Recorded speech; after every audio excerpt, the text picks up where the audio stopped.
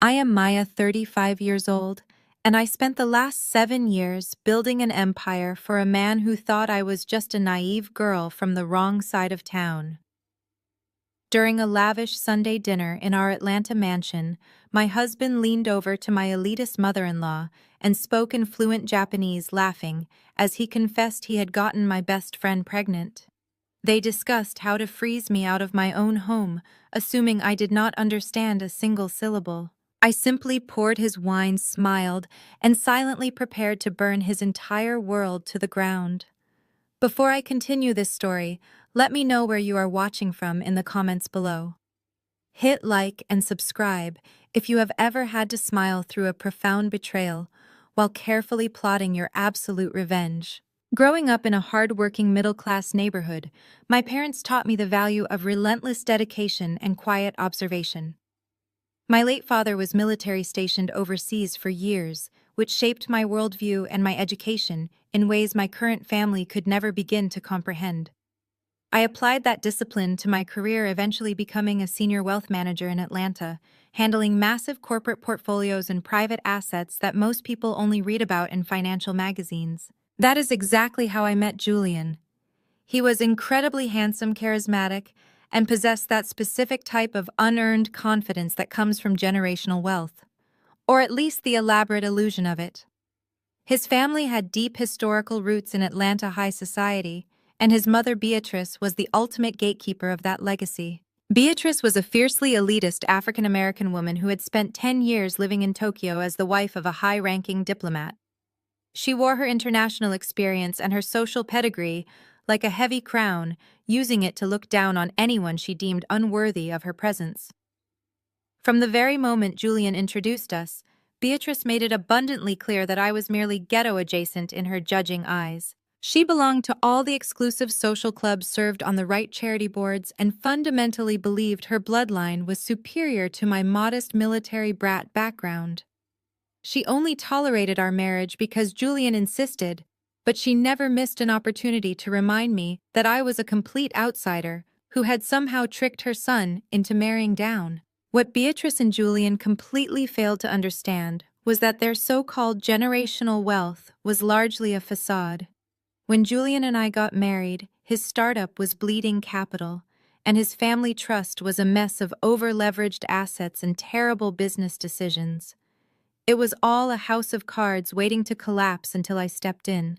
I spent the last 7 years completely restructuring Julian's consulting firm and untangling his family money, turning a sinking ship into a highly profitable enterprise. I was the silent architect behind their current luxurious lifestyle. I was the reason they could afford their country club dues and their luxury vehicles. The ultimate betrayal happened on a crisp autumn evening. I was hosting our traditional Sunday family dinner in the formal dining room of our $1.5 million home in a prestigious Atlanta neighborhood.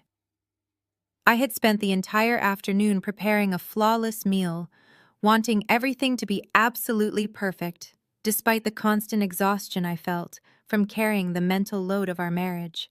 The dining table was set with crystal glasses and fine china glowing beautifully under the warm light of our modern chandelier. Beatrice sat at the head of the table, radiating her usual haughty energy, while Julian sat across from me, looking relaxed and handsome in his expensive tailored shirt. The conversation had been typical for a Sunday evening, with Beatrice making passive-aggressive remarks about my choice of table linens and offering unsolicited condescending advice on how a proper wife should manage a household of our stature. I let the sharp comments slide off me, as I always did, expertly playing the role of the gracious, accommodating hostess. The smooth jazz music playing softly in the background provided a sophisticated soundtrack to our seemingly perfect domestic life. I stood up from my seat to pour more wine, moving quietly around the long, heavy mahogany table. As I approached Julian with the expensive bottle of red wine, he leaned much closer to his mother. He had a distinct smirk on his face, the kind of arrogant, privileged grin he wore when he thought he was the absolute smartest person in the room. He looked at Beatrice and casually, seamlessly shifted the conversation from English to conversational Japanese. It was an obnoxious party trick he often used exclusively with his mother.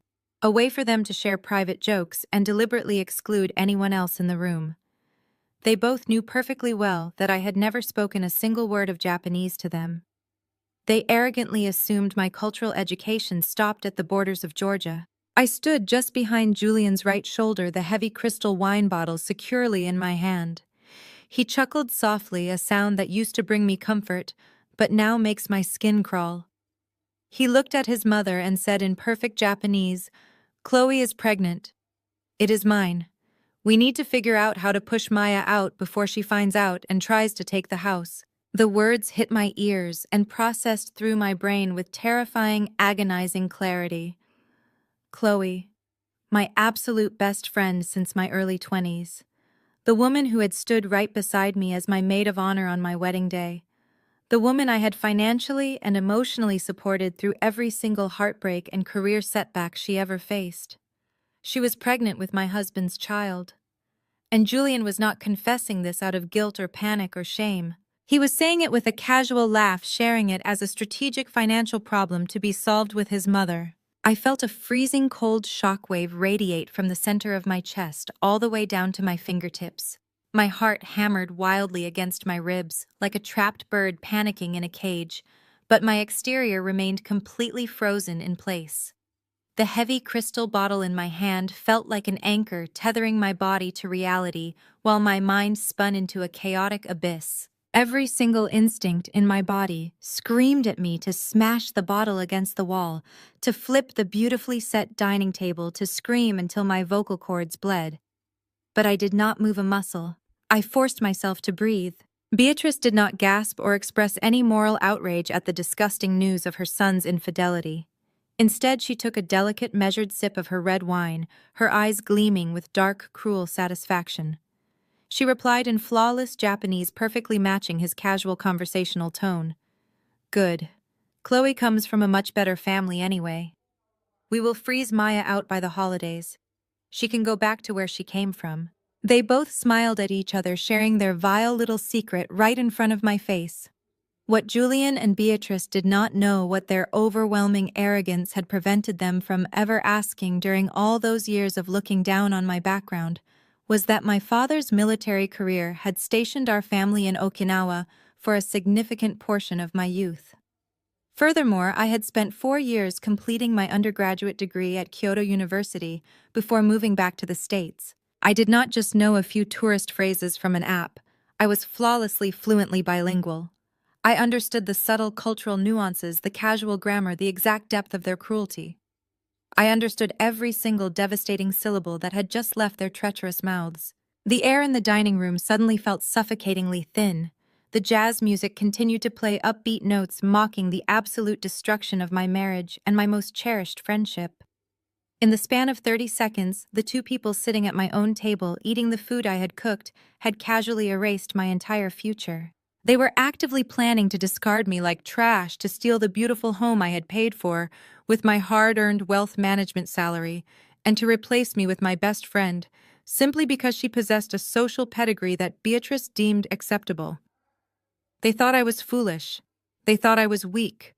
They thought I was entirely blind and deaf to their treachery. I focused intensely on my breathing, forcing air into my lungs in slow, steady, deliberate rhythms. I commanded my hand to remain perfectly stable as I tipped the bottle forward.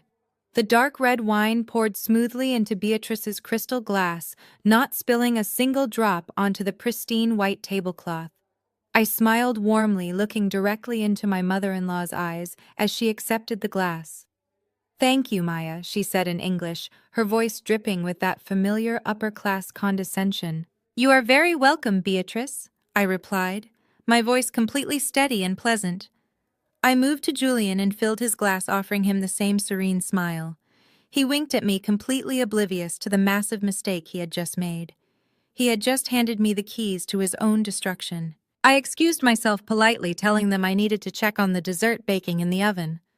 As I walked away from the formal dining room, leaving them to their arrogant private laughter, the initial shock began to recede entirely, replaced by a profound, icy clarity.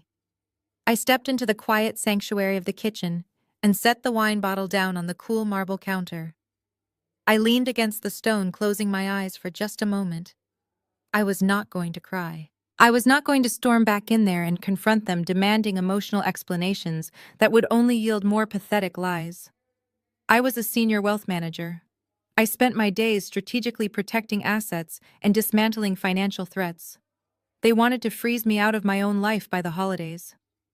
I opened my eyes, staring at my reflection in the dark kitchen window pane. The war had just begun, and they had absolutely no idea they were already losing. I gripped the edge of the marble island. The cold stone grounded me. From the dining room, the sound of their laughter drifted down the hallway, rich and careless. They were celebrating my demise in my own home. I turned on the gold faucet and let the ice-cold water run over my wrists.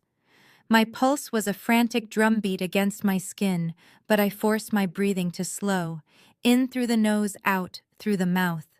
My late father had taught me that breathing technique on a humid evening in Okinawa. He was a strict military man who believed panic was a luxury we could not afford. When we moved to Japan, I was just a teenager thrust into an entirely new world. I did not complain. I adapted. I spent 4 years at Kyoto University, immersing myself in the language, the culture, the intricate social dynamics of reading a room without speaking a word. I became flawlessly fluent. Julian never asked about those years. When we met, he saw a polished, successful African-American woman who could navigate corporate boardrooms and exclusive galas with ease.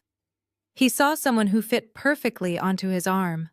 He never bothered to ask about the gritty details of my upbringing or the depth of my education. To Julian and Beatrice, the world revolved around Atlanta high society, generational wealth, and country club politics. They assumed my silence when they spoke about international affairs was simply the polite ignorance of someone who had never left the state of Georgia. That arrogant assumption was about to become the sharpest weapon in my arsenal. I dried my hands on a linen towel and walked over to the oven. The raspberry tart I had baked from scratch was perfectly golden. I pulled it out, the sweet aroma filling the kitchen, a sickening contrast to the bitter bile rising in my throat. I picked up the silver dessert knife and began slicing. My hands were completely steady. That realization gave me a profound sense of power. I was not the stereotypical betrayed wife. I was not going to collapse on the floor, tear at my hair, and beg a cheating man to explain himself. I was a senior wealth manager.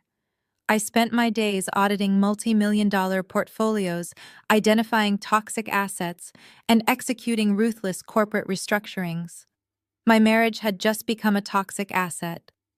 Julian and Chloe were liabilities. Beatrice was a hostile threat. And I was going to liquidate them all.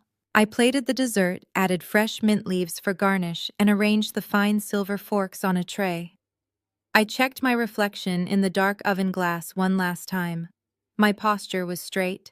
My expression was serene. I picked up the tray and walked back down the hallway, letting the soft jazz music wash over me. As I stepped back into the formal dining room, the atmosphere was perfectly relaxed. Beatrice was dabbing her mouth with a cloth napkin, and Julian was scrolling through his phone. They switched back to English seamlessly.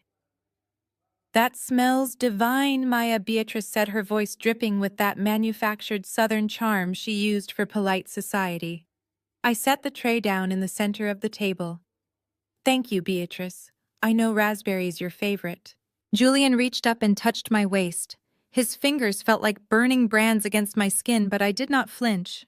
"You always outdo yourself, babe," he said, flashing me that charismatic smile.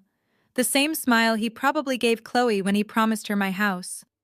I smiled right back, looking deep into his eyes. "I just want to make sure my family is taken care of, Julian." I served the tart and poured fresh coffee. I took my seat and participated in their mundane conversation about an upcoming charity gala in Buckhead. I nodded at the right times. I laughed at Julian's dry jokes. I played the part of the devoted, oblivious wife so flawlessly that it frightened me. Sitting there eating dessert with the people plotting my ruin, I realized how easy it was to wear a mask. They had been doing it to me for years. Now it was my turn. The dinner finally concluded. Beatrice gathered her designer coat and her vintage handbag. Julian walked her to the front door, and I followed, playing the gracious hostess to the bitter end.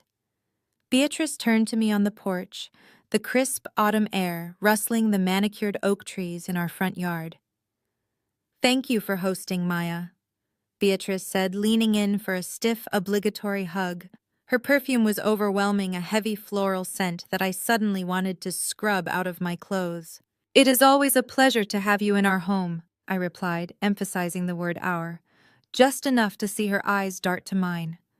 But Beatrice simply smiled her tight, arrogant smile and turned away. Julian walked her down the paver stone driveway to her waiting luxury sedan. I stood on the porch, wrapping my arms around myself against the chill. I looked at the house. The towering brick facade, the custom gas lanterns, the perfectly arched windows. I bought this house. My salary secured the mortgage. My bonuses paid for the extensive renovations. Julian had provided the down payment from a family trust, but the actual sustaining wealth of our lifestyle came directly from my daily grind. He wanted to take my sanctuary and hand it to a woman who had smiled in my face while sleeping in my bed. Julian jogged back up the driveway, his hands stuffed into his pockets. He bounded up the porch steps and wrapped his arms around me from behind, resting his chin on my shoulder. "Mom loved the dinner," he murmured, kissing my neck. "You are the best wife." The physical revulsion hit me so hard I felt dizzy. Every fiber of my being wanted to shove him backward down the concrete steps. Instead, I gently stepped out of his embrace, turning to face him with a tired smile. "I am exhausted, Julian. I think I'm going to leave the dishes for the housekeeper tomorrow and just go to bed." He nodded, completely oblivious to the ice in my veins. "Sounds good to me. I have an early morning anyway. Big client pitch." We walked inside and locked the heavy mahogany front door. Julian headed upstairs to our master suite. I told him I needed to check some emails in my home office before coming up. I waited at the bottom of the stairs, listening to his footsteps fade down the hallway. I heard the shower turn on. The moment the house fell quiet, save for the hum of the plumbing, I walked swiftly to my home office at the back of the house. I stepped inside and locked the door behind me. The room was dark, illuminated only by the streetlights filtering through the plantation shutters. I walked over to my massive walnut desk, sat in my leather executive chair, and woke up my dual monitors. The bright blue light washed over my face. I opened my encrypted financial software. For 7 years, I had been the silent architect of Julian's entire world. He thought he was a self-made entrepreneur, but he was nothing more than a figurehead. I structured his holding companies. I managed the tax liabilities. I balanced the portfolios. I knew every password, every routing number, every hidden clause in his family's generational trusts. I built the fortress that protected him, which meant I knew exactly where the structural weaknesses were. My fingers flew across the keyboard. I pulled up the master spreadsheets that detailed our joint assets, his business accounts, and Beatrice's offshore holdings that she had foolishly allowed me to optimize for tax purposes. I looked at the numbers flowing across the screens, millions of dollars moving in digital silence. Then I thought about Chloe. The betrayal from Julian was a deep, jagged wound, but the betrayal from Chloe was a suffocating poison. Chloe had been my rock when my father passed away. Chloe had held my hand in the hospital room after my second miscarriage, wiping my tears and telling me that I would be a mother one day.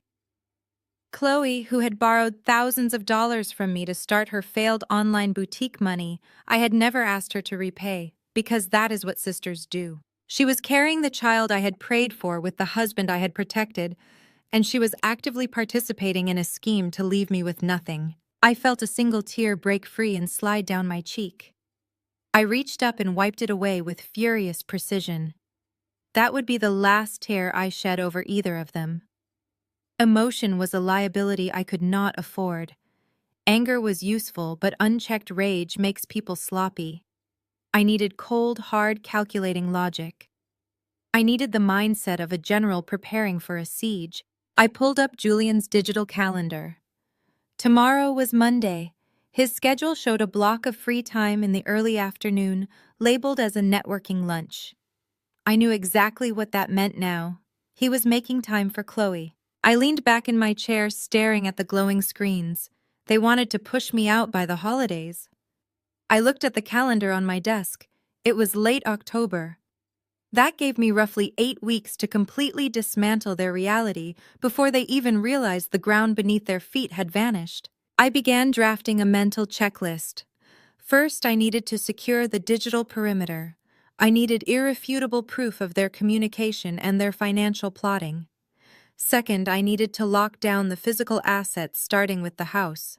Third, I needed to quietly cut off the oxygen to Julian's business without triggering any alarms from his banking partners. I spent the next 2 hours securing my own personal accounts, transferring my private savings into newly created, heavily encrypted offshore entities that Julian knew nothing about. I changed my security questions, revoked his emergency access to my primary investments, and initiated a quiet audit of all his recent transactions. As I worked, the adrenaline faded, replaced by a terrifying, focused calm. I was no longer Maya, the devoted wife. I was Maya, the senior wealth manager, and I was looking at a balance sheet that needed to be zeroed out. I powered down the monitors and sat in the dark office for a long time. Tomorrow, Chloe would undoubtedly call me or come by the house to play her part. Tomorrow, Julian would kiss me goodbye and go to his mistress. And tomorrow I would smile, welcome her in, and start tightening the noose. The game was set, the players were on the board, and I was going to rewrite the rules entirely. The morning sunlight pierced through the plantation shutters of my kitchen. I sat at the marble island sipping black coffee. My mind was sharp, operating with the ruthless precision I usually reserved for aggressive corporate acquisitions. The doorbell shattered the quiet morning. I glanced at the security monitor mounted near the pantry. It was Chloe, standing on my porch looking suitably distraught. I unlocked the front door and pulled it open, preparing to deliver the performance of a lifetime. Chloe practically collapsed into my arms. She was wearing oversized dark sunglasses, her hair hastily pulled back into a messy bun. The faint smell of her signature vanilla perfume mixed with the crisp autumn air. I wrapped my arms tightly around her shoulders, playing the fiercely loyal best friend. I guided her inside, kicking the heavy door shut behind us. We moved to the living room, where she sank into the custom velvet sofa. She buried her face in her hands and began to sob loudly. I sat right beside her, rubbing circles into her back, offering soft murmurs of comfort. Through her dramatic tears, she spun a magnificent lie. She told me about a wealthy venture capitalist from Austin, Texas, whom she had met at a networking mixer. She detailed a passionate whirlwind romance filled with extravagant promises. Now she was pregnant, and this phantom investor had completely cut off all contact, blocking her number and disappearing into the ether. I listened to every fabricated word, maintaining an expression of deep, empathetic horror. It was a fascinating display of sociopathic acting. This was a woman I had known for over a decade. We had pledged the same sorority in college. I had helped her draft her first resume. Yet here she was, sitting in my living room, looking me dead in the eye and lying with absolute conviction to cover up the fact that my husband was the father of her child. Footsteps echoed on the hardwood stairs. Julian descended into the living room, wearing his tailored silk robe, his face arranged in a mask of groggy concern. He played his part impeccably well.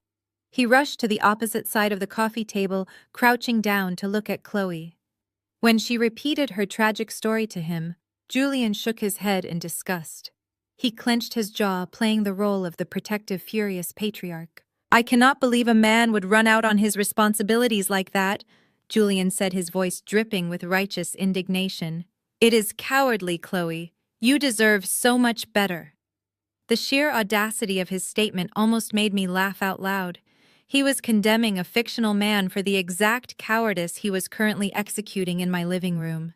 He was sitting in the house my financial acumen had secured, comforting the mistress carrying his baby. Julian stood up and began pacing the room, running a hand over his short, neatly trimmed beard. He stopped and looked at me, pretending to be struck by a sudden brilliant idea. "Maya, she cannot stay in that cramped apartment all alone right now. The stress is not good for the baby. She needs a solid support system. What about the guest house? It is just sitting there empty." I watched the subtle shift in the room's energy. A microscopic dart of the eyes exchanged between Julian and Chloe. It was a silent, thrilling confirmation that their manipulation was working perfectly. The guest house was a stunning, fully renovated property situated just across our manicured courtyard. It featured vaulted ceilings, an independent chef's kitchen, and a private driveway. It was designed as a luxurious retreat for visiting family. Now they wanted to turn it into a subsidized love nest located conveniently in my backyard. I did not hesitate for a fraction of a second. I clapped my hands together, my face lighting up with absolute enthusiasm. "Julian, that is a brilliant idea," I said, shifting closer to Chloe and grabbing her hands. "You absolutely have to move in with us. We have plenty of space, and I can keep a close eye on you. You will not have to worry about rent or utility bills. You can just focus on a healthy pregnancy." Chloe let out a fresh wave of dramatic tears, throwing her arms around my neck. "Are you sure, Maya? I do not want to intrude on your marriage. You guys have been so good to me." I patted her back, staring directly at Julian over her shoulder. "You are not intruding, Chloe," I said, my voice warm and steady. "You are exactly where you need to be." Within the hour, I was driving my Range Rover down Peachtree Street, heading toward Chloe's apartment complex in Midtown. If they wanted her on my property, I was going to facilitate the move with terrifying efficiency. In wealth management, you never let a hostile entity operate in the shadows. You bring them into the light where you can monitor every single transaction. Chloe's apartment was a chaotic mess of expensive designer clothes, scattered makeup palettes, and unpaid mail stacked on the kitchen counter. As I carefully folded her silk blouses and packed them into cardboard boxes, she kept up the charade. She lamented about how terrified she was to be a single mother, complaining about the high cost of prenatal vitamins and baby gear. I offered strategic words of encouragement, all while mentally auditing the items in her apartment. I noticed a distinct lack of anything belonging to a Texas venture capitalist. Instead, I recognized the unmistakable scent of Julian's custom cologne lingering on a cashmere throw blanket draped over her reading chair. It was a bespoke fragrance blended specifically for him at a boutique in Buckhead. I quietly folded the blanket and placed it into a box, my expression never wavering. We spent the entire afternoon making trips back and forth, loading her life into my guest house. Julian conveniently made himself available to help carry the heavier boxes, playing the gracious host.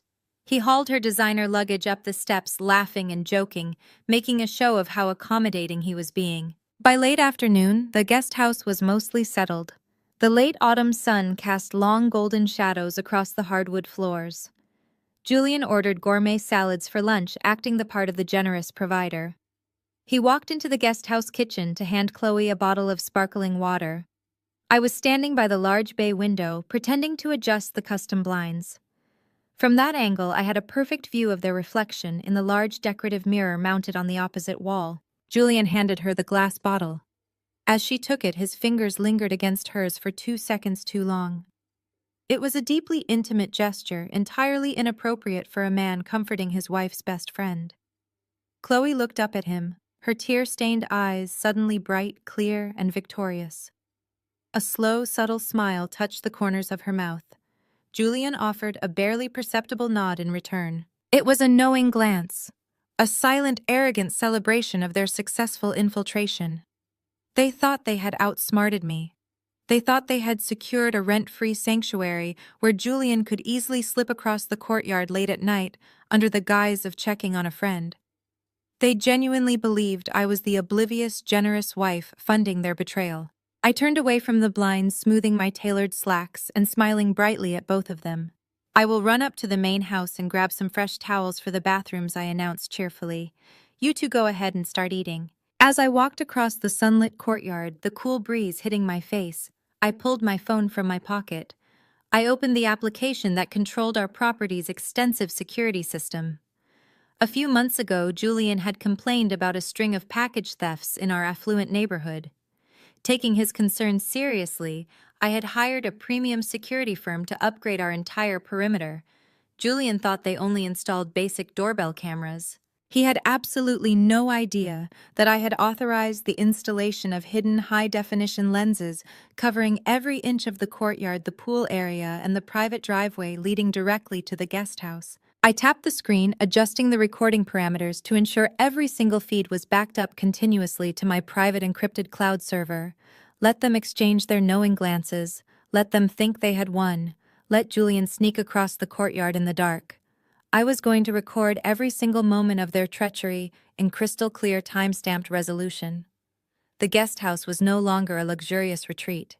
It was a highly monitored holding cell, and my targets had just happily locked themselves inside. I walked back across the sunlit courtyard, my arms loaded with plush Egyptian cotton towels.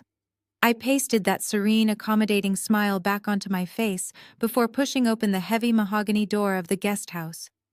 As I stepped into the entryway, the sound of a high-pitched, overly enthusiastic voice echoed from the living room. It was Harper. She was married to Julian's older brother, Trey. Harper was a white woman who desperately wanted to be perceived as a core member of the Atlanta elite. She considered herself an honorary insider of our African-American high society circle, despite the fact that Beatrice secretly found her exhausting and entirely devoid of pedigree. Harper was painfully oblivious, perpetually carrying a designer gym bag and possessing absolutely zero social filter. She was the kind of woman who mistook gossip for intimacy, and she had a terrible habit of dropping unexploded ordnance into casual conversations without ever realizing the damage she caused. I walked into the living room to find Harper crushing Chloe in a dramatic, sympathetic embrace. Harper was dressed head to toe in pristine white athletic wear, holding an iced matcha latte in one hand while patting Chloe's back with the other.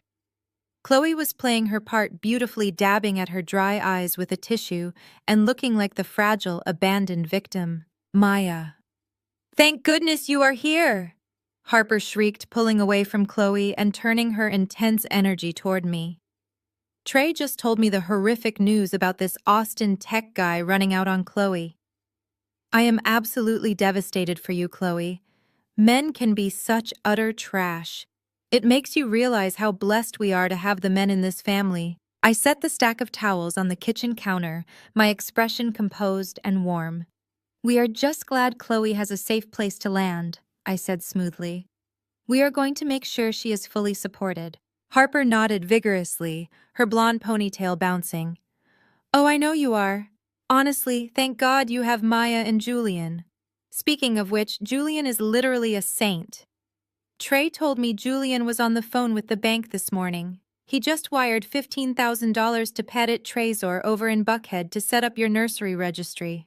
He really is the best guy, Maya. You trained him so well." The silence that descended upon the room was absolute. It was a heavy, suffocating quiet that lasted only 2 seconds, but felt like an eternity. Chloe dropped a stack of maternity leggings she had been holding. The color completely drained from her face, leaving her looking chalky and terrified. She knew instantly that Harper had just made a colossal, devastating mistake.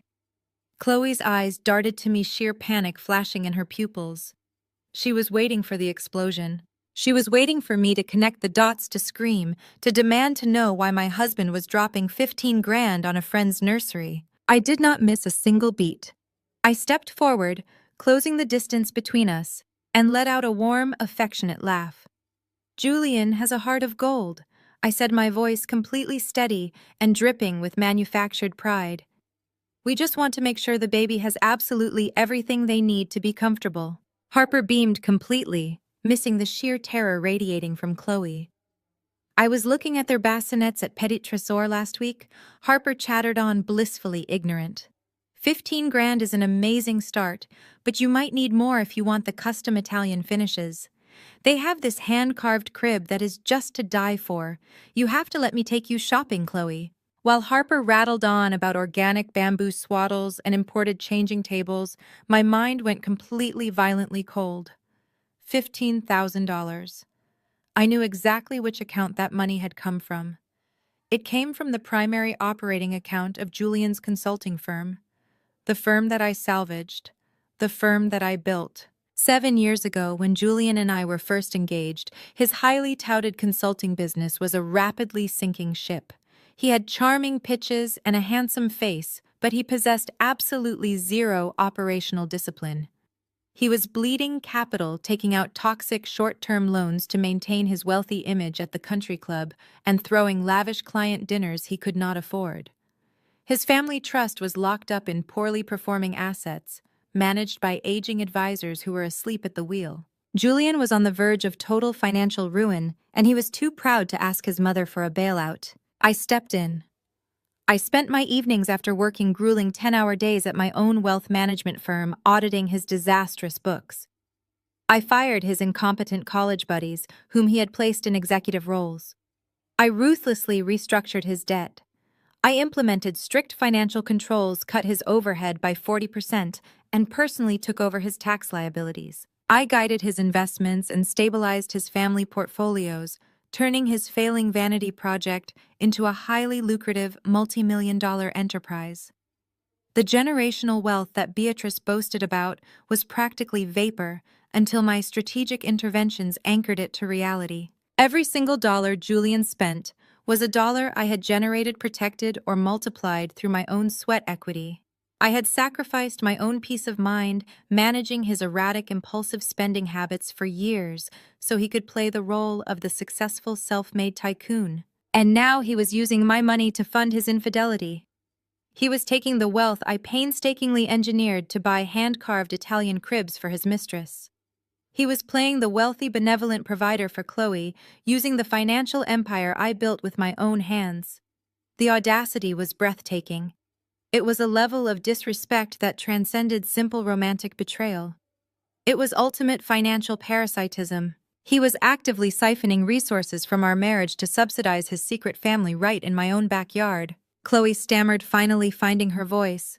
She looked at me, her hands trembling slightly as she picked up the dropped leggings. "Julian is too kind," she whispered, trying to sound humble and overwhelmed. "I could never ask for that much money. I will pay him back, Maya.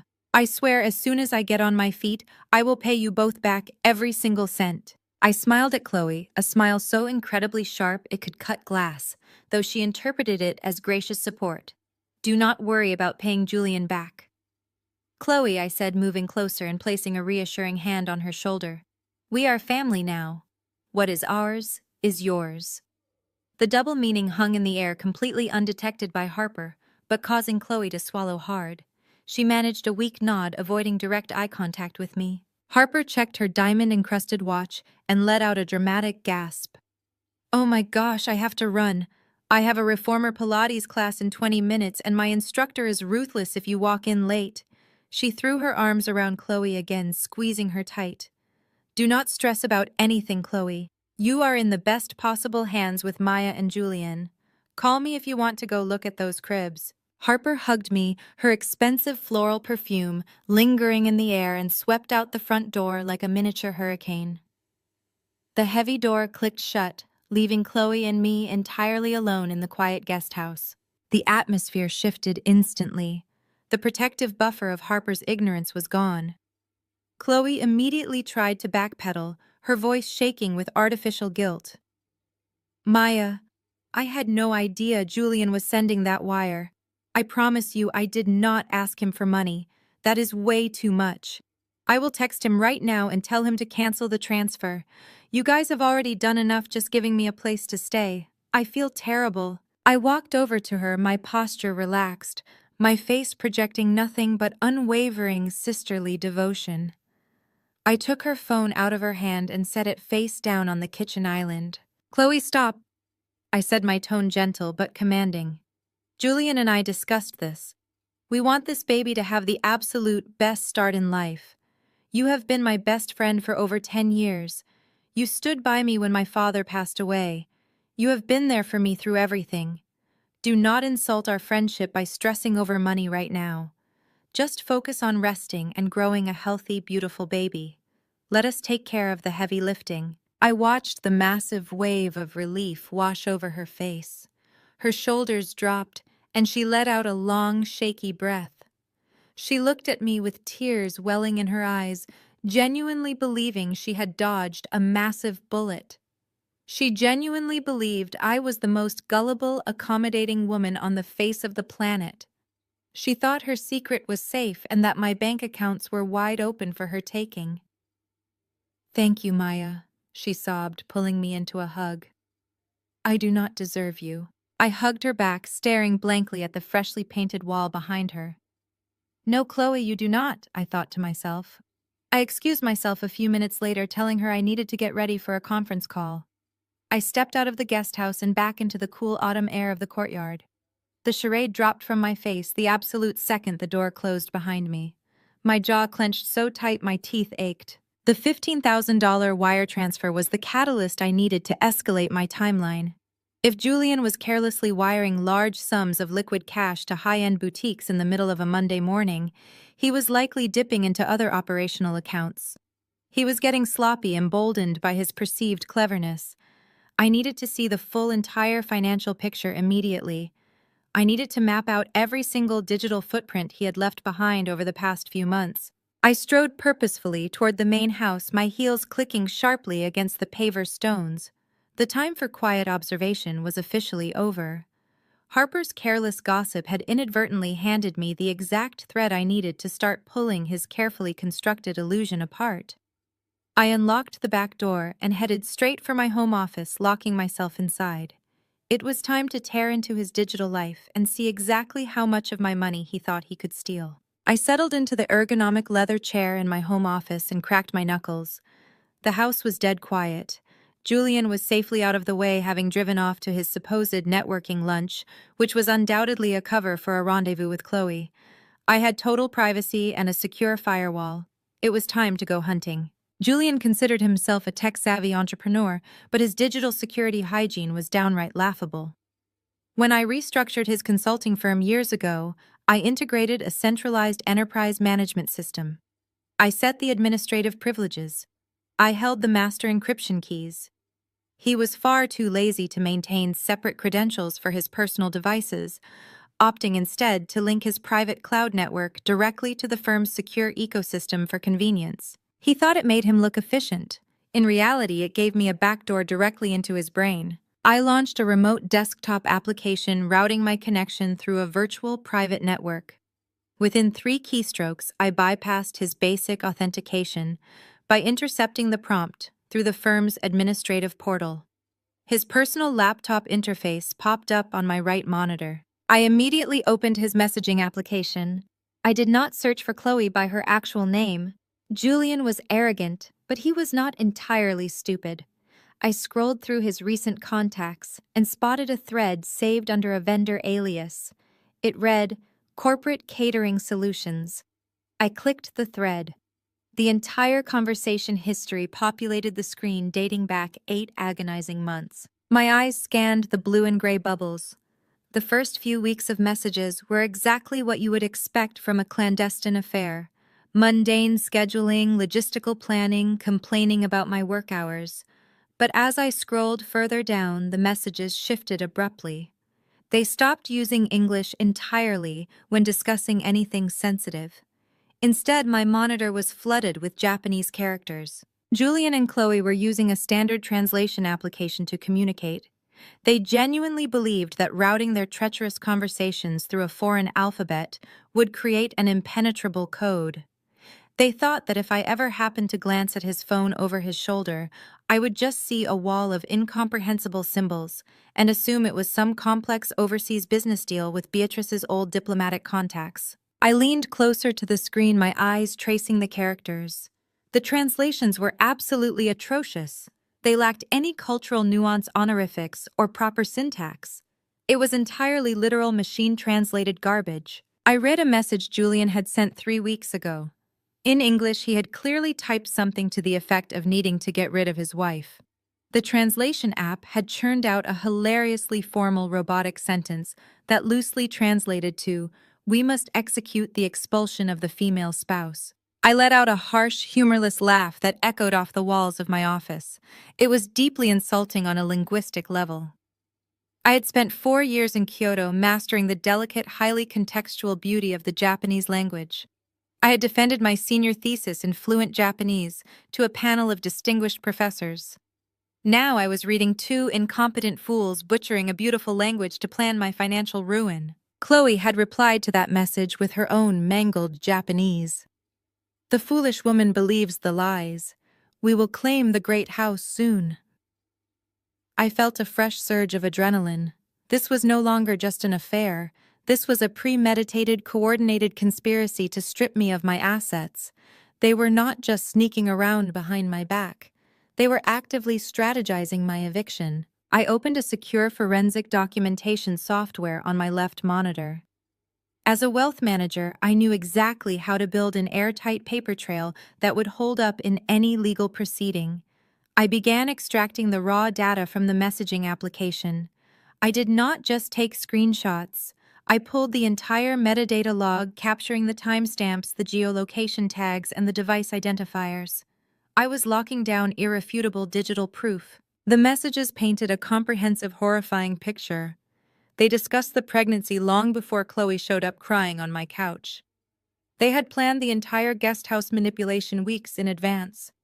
Julian had explicitly coached Chloe on exactly what to say to me, noting that my fierce loyalty to my friends was my biggest weakness. He literally texted her that I would blindly open my wallet if she played the victim effectively. My fingers flew across the keyboard, saving, categorizing, and encrypting the files. I routed all the evidence to an isolated cloud server housed in Switzerland, entirely outside of Julian's reach. As I archived the affair timeline, my focus shifted to the financial breadcrumbs they had foolishly left behind. The $15,000 nursery wire Harper had mentioned was just the tip of a massive, reckless iceberg. I ran a search query within the message thread, using specific financial keywords translated into their clunky Japanese. The results were staggering. Julian had been funding Chloe's lifestyle for months, using the corporate operating accounts I had stabilized. He paid off her credit cards, leased her a new luxury SUV under the company name, and funded the failed online boutique she claimed had drained her savings.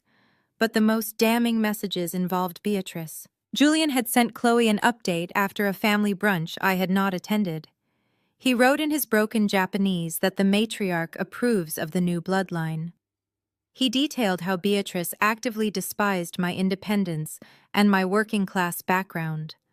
Beatrice had assured Julian that once I was pushed out, she would leverage her high society connections to fast-track Chloe into the elite circles of Atlanta.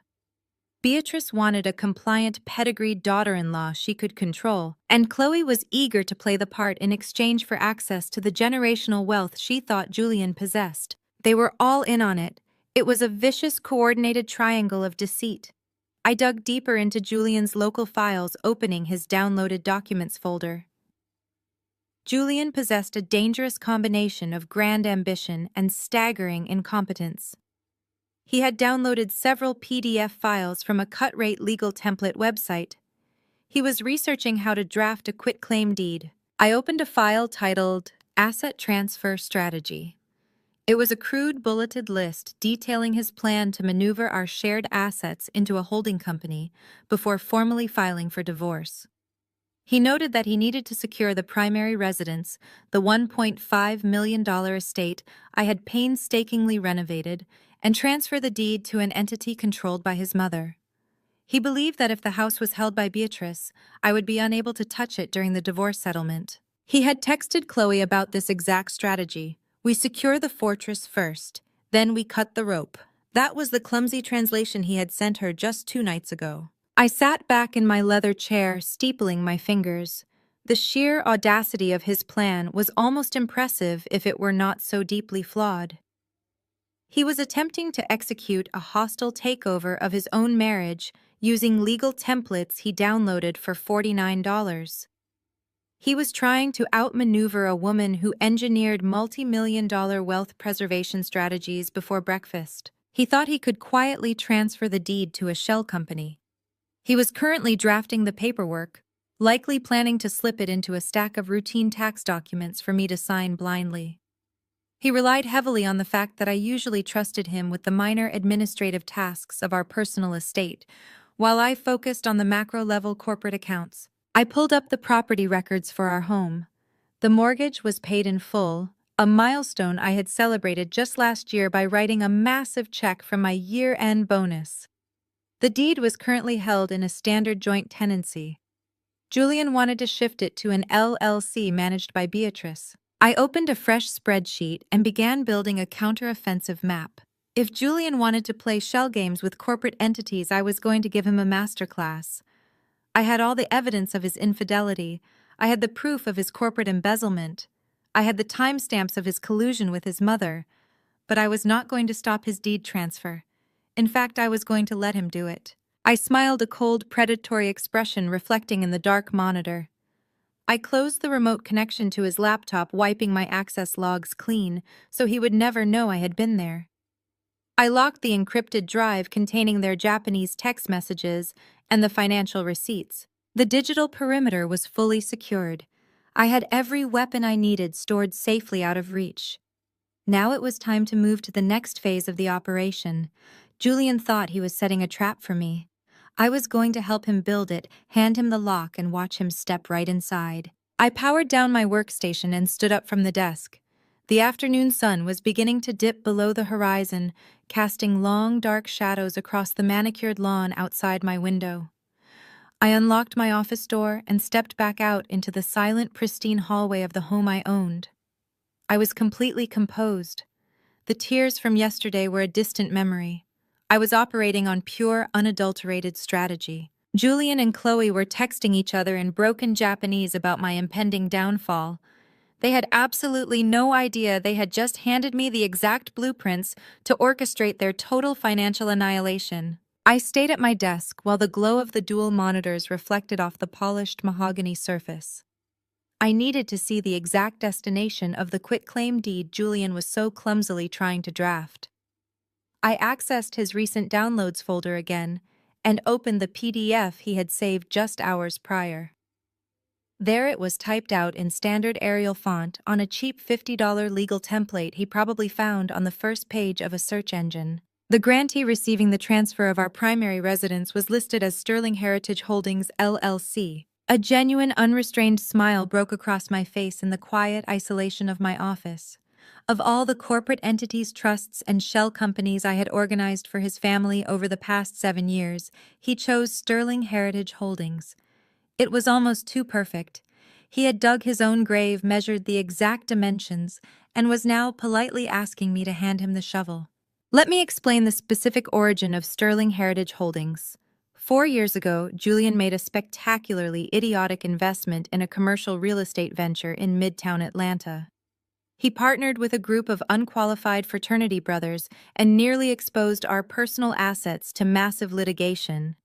Beatrice was terrified that her precious generational wealth would be seized by creditors to pay for her son's incompetence. She demanded we create a fortress entity to shield their most valuable properties moving forward. I agreed to handle the structuring because Julian did not want to pay the exorbitant retainer fees for outside legal counsel. I drafted the operating agreement myself. Beatrice insisted that her name be listed as the primary beneficiary and the registered agent. She wanted the prestige of ownership and the public illusion of absolute authority. I gave her exactly what she asked for on the title page. However, buried deep within the 40-page operating agreement, hidden beneath layers of dense corporate legal jargon that neither Julian nor Beatrice ever bothered to read, was the true power dynamic. I designated the entity as a manager-managed LLC. I listed myself as the sole managing member with 100% of the irrevocable voting rights.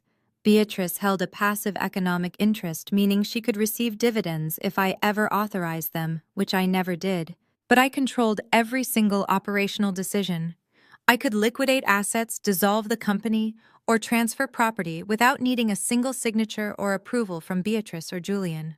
To the untrained eye, or to a lazy husband using a discount legal template, Sterling Heritage Holdings looked like Beatrice's impenetrable fortress. In reality, it was my personal vault. By attempting to transfer the deed of our $1.5 million home into Sterling Heritage Holdings, Julian believed he was moving our largest shared asset out of my reach before initiating divorce proceedings. He assumed that during the settlement, the house would be categorized as a premarital family asset, belonging entirely to his mother, leaving me with nothing but the clothes on my back. What he was actually doing was legally stripping himself of his 50% marital equity and handing me total uncontested ownership of the property. Once that quitclaim deed was filed with the county clerk, Julian would be entirely at my mercy. I would have the unilateral legal authority to evict him, sell the house, or change the locks without a moment of notice. I closed the PDF file and leaned back in my chair, interlacing my fingers. The elegance of his stupidity was genuinely breathtaking. I did not need to fight him for the house in a messy, protracted divorce court battle. I just needed to hand him a pen and watch him sign away his rights. I needed to anticipate exactly how he would present this document to me.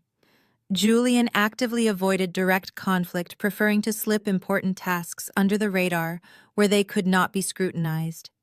It was late October. We routinely reviewed our end-of-year tax strategies and portfolio reallocations during this time.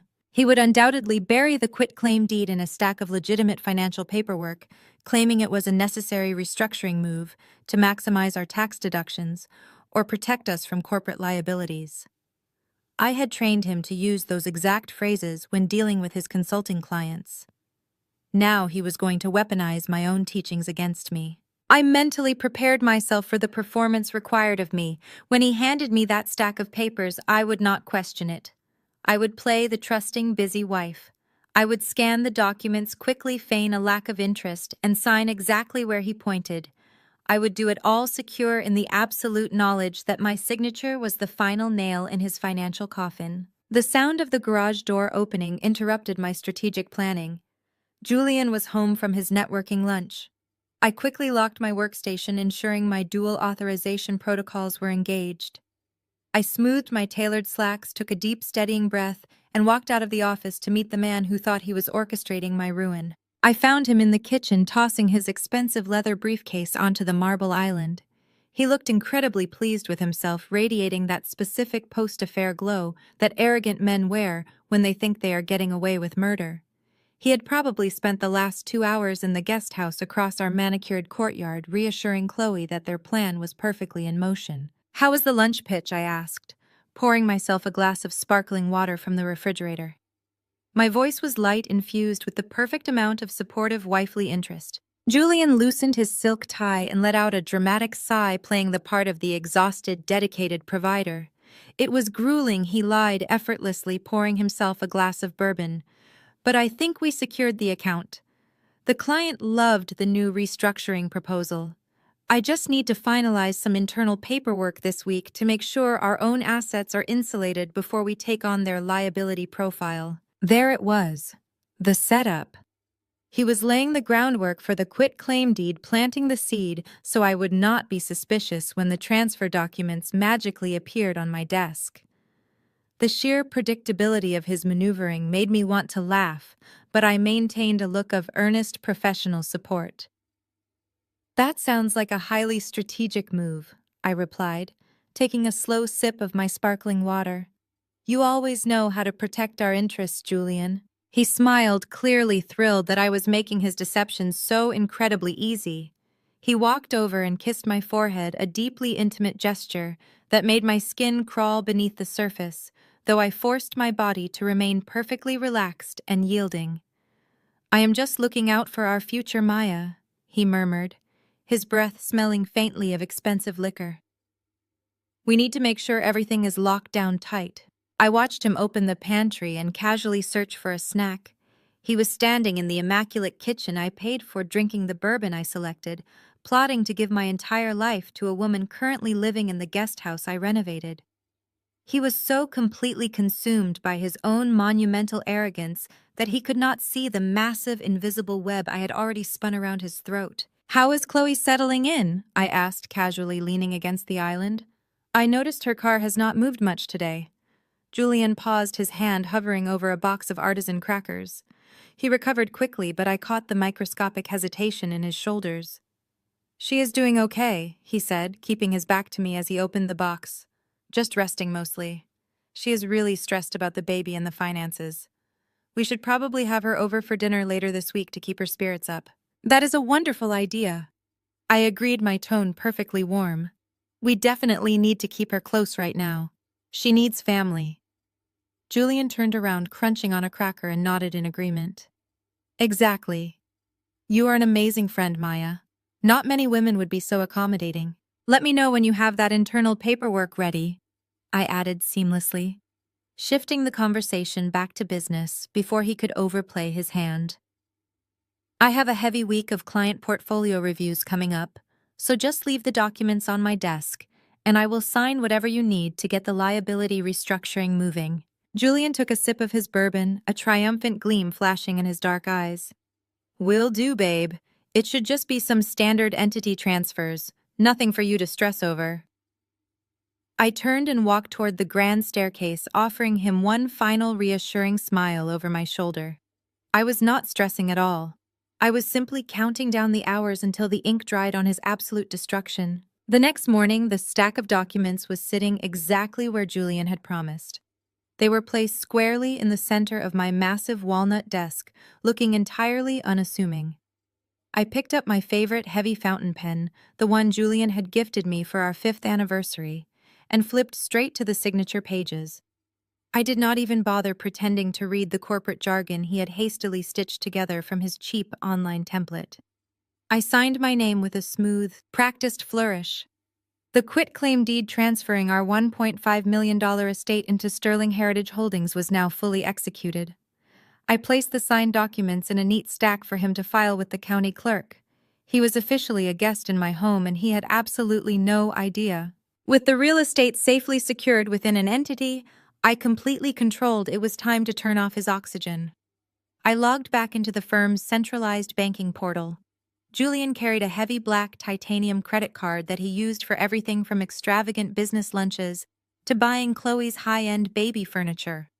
The card was technically tied to the consulting firm's operational credit line, a massive line of credit that I personally guaranteed and managed. I navigated to the administrative dashboard and initiated a localized targeted security protocol. I flagged his specific card number for suspicious international activity, triggering an automatic and silent freeze. The bank would not alert him via text message or email. The system was designed to prevent tipping off potential identity thieves. The next time my husband tried to swipe that heavy metal card for a lavish purchase to impress his mistress, the terminal would simply decline it with a generic code instructing the merchant to retain the card and contact the issuer. But freezing his daily spending power was merely child's play. I needed to ensure he could not simply transfer cash from the firm's incoming revenue streams to cover his tracks once he realized his card was locked. As the senior financial officer on all of his corporate accounts, I possessed the authority to draft and implement complex banking directives. I created a rigid dual authorization mandate across all holding accounts. I meticulously rerouted all primary income streams, including his lucrative client retainers' monthly consulting fees and quarterly performance bonuses, directly into a locked fidelity trust. I set the release parameters on that trust to require 2 distinct cryptographic digital signatures, mine and his. Julian could not move a single dollar out of that trust, could not pay a vendor, and could not withdraw cash without an alert instantly hitting my phone and requiring my explicit thumbprint approval. He was now operating entirely on financial fumes. The only liquid cash he had left in the world was whatever happened to be sitting in his personal checking account this morning. Given his impulsive spending habits and the money he had just wasted on baby boutique wire transfers, that balance would not last him through the weekend. Financial castration was a beautiful, satisfying thing, but I still needed visual, irrefutable proof of his moral bankruptcy. In the world of high net worth wealth management, you quickly build a roster of discreet contacts who handle the messy, unsavory tasks that keep the elite insulated from public scandal. I picked up my encrypted phone and dialed a private investigator named Vance. Vance was a former military intelligence officer who specialized in corporate espionage and tracking the illicit affairs of Atlanta's most powerful wealthy executives. He was ruthlessly efficient, completely invisible, and entirely immune to bribery. Vance answered on his first ring. I gave him the address of my own home and the specific geographical coordinates of the guest house situated across the courtyard. I told him I needed high-definition time-stamped digital documentation of every single entry and exit occurring between midnight and 6 in the morning. I wired his exorbitant retainer fee directly from my newly secured offshore account. Vance did not ask any pointless questions about my motives or my marriage. He simply assured me that the perimeter of my property would be actively monitored by nightfall. For the next 48 hours, I existed in a state of suspended animation. I moved through my large, immaculate house like a ghost, watching Julian and Chloe perform their sick, twisted pantomime of friendship. Julian was practically vibrating with arrogance. He had taken the signed quitclaim deed from my desk with a look of barely contained triumph, practically sprinting to his car to file it downtown. He genuinely believed he had just legally robbed me blind. He played the perfect attentive husband whenever I was in the room pouring my morning coffee and asking thoughtful questions about my day. Then he would casually excuse himself to check on Chloe in the guest house, claiming he was just being a good host to my vulnerable, abandoned best friend. I watched them interact in the kitchen when they thought my attention was diverted. I saw the deliberate brush of their shoulders, the lingering eye contact, the secret smug smiles they shared. It was a masterclass in deception, but they were performing a tragic play for an audience of one who already possessed the entire script. Julian was blissfully unaware of the reinforced financial wall he was rapidly approaching. On Thursday afternoon, he casually mentioned he was going to take Chloe to a luxury maternity boutique in Buckhead to look at some premium nursery decor. He framed the outing as a generous favor to me, insisting he wanted to handle the heavy lifting since I was supposedly so overwhelmed with my client portfolios. I smiled brightly and told him to have a wonderful time, knowing full well that his black titanium card was currently a useless deactivated piece of metal. I spent the afternoon sitting in my office, quietly imagining the exact look of panic on his face when the boutique clerk informed him right in front of his pregnant mistress that his card had been declined. On Friday morning, while Julian was taking a shower in our master suite, my encrypted phone chimed softly on my desk. It was a secure file transfer notification from Vance. I walked to my home office, locked the heavy door behind me, and opened the encrypted folder on my secure monitor.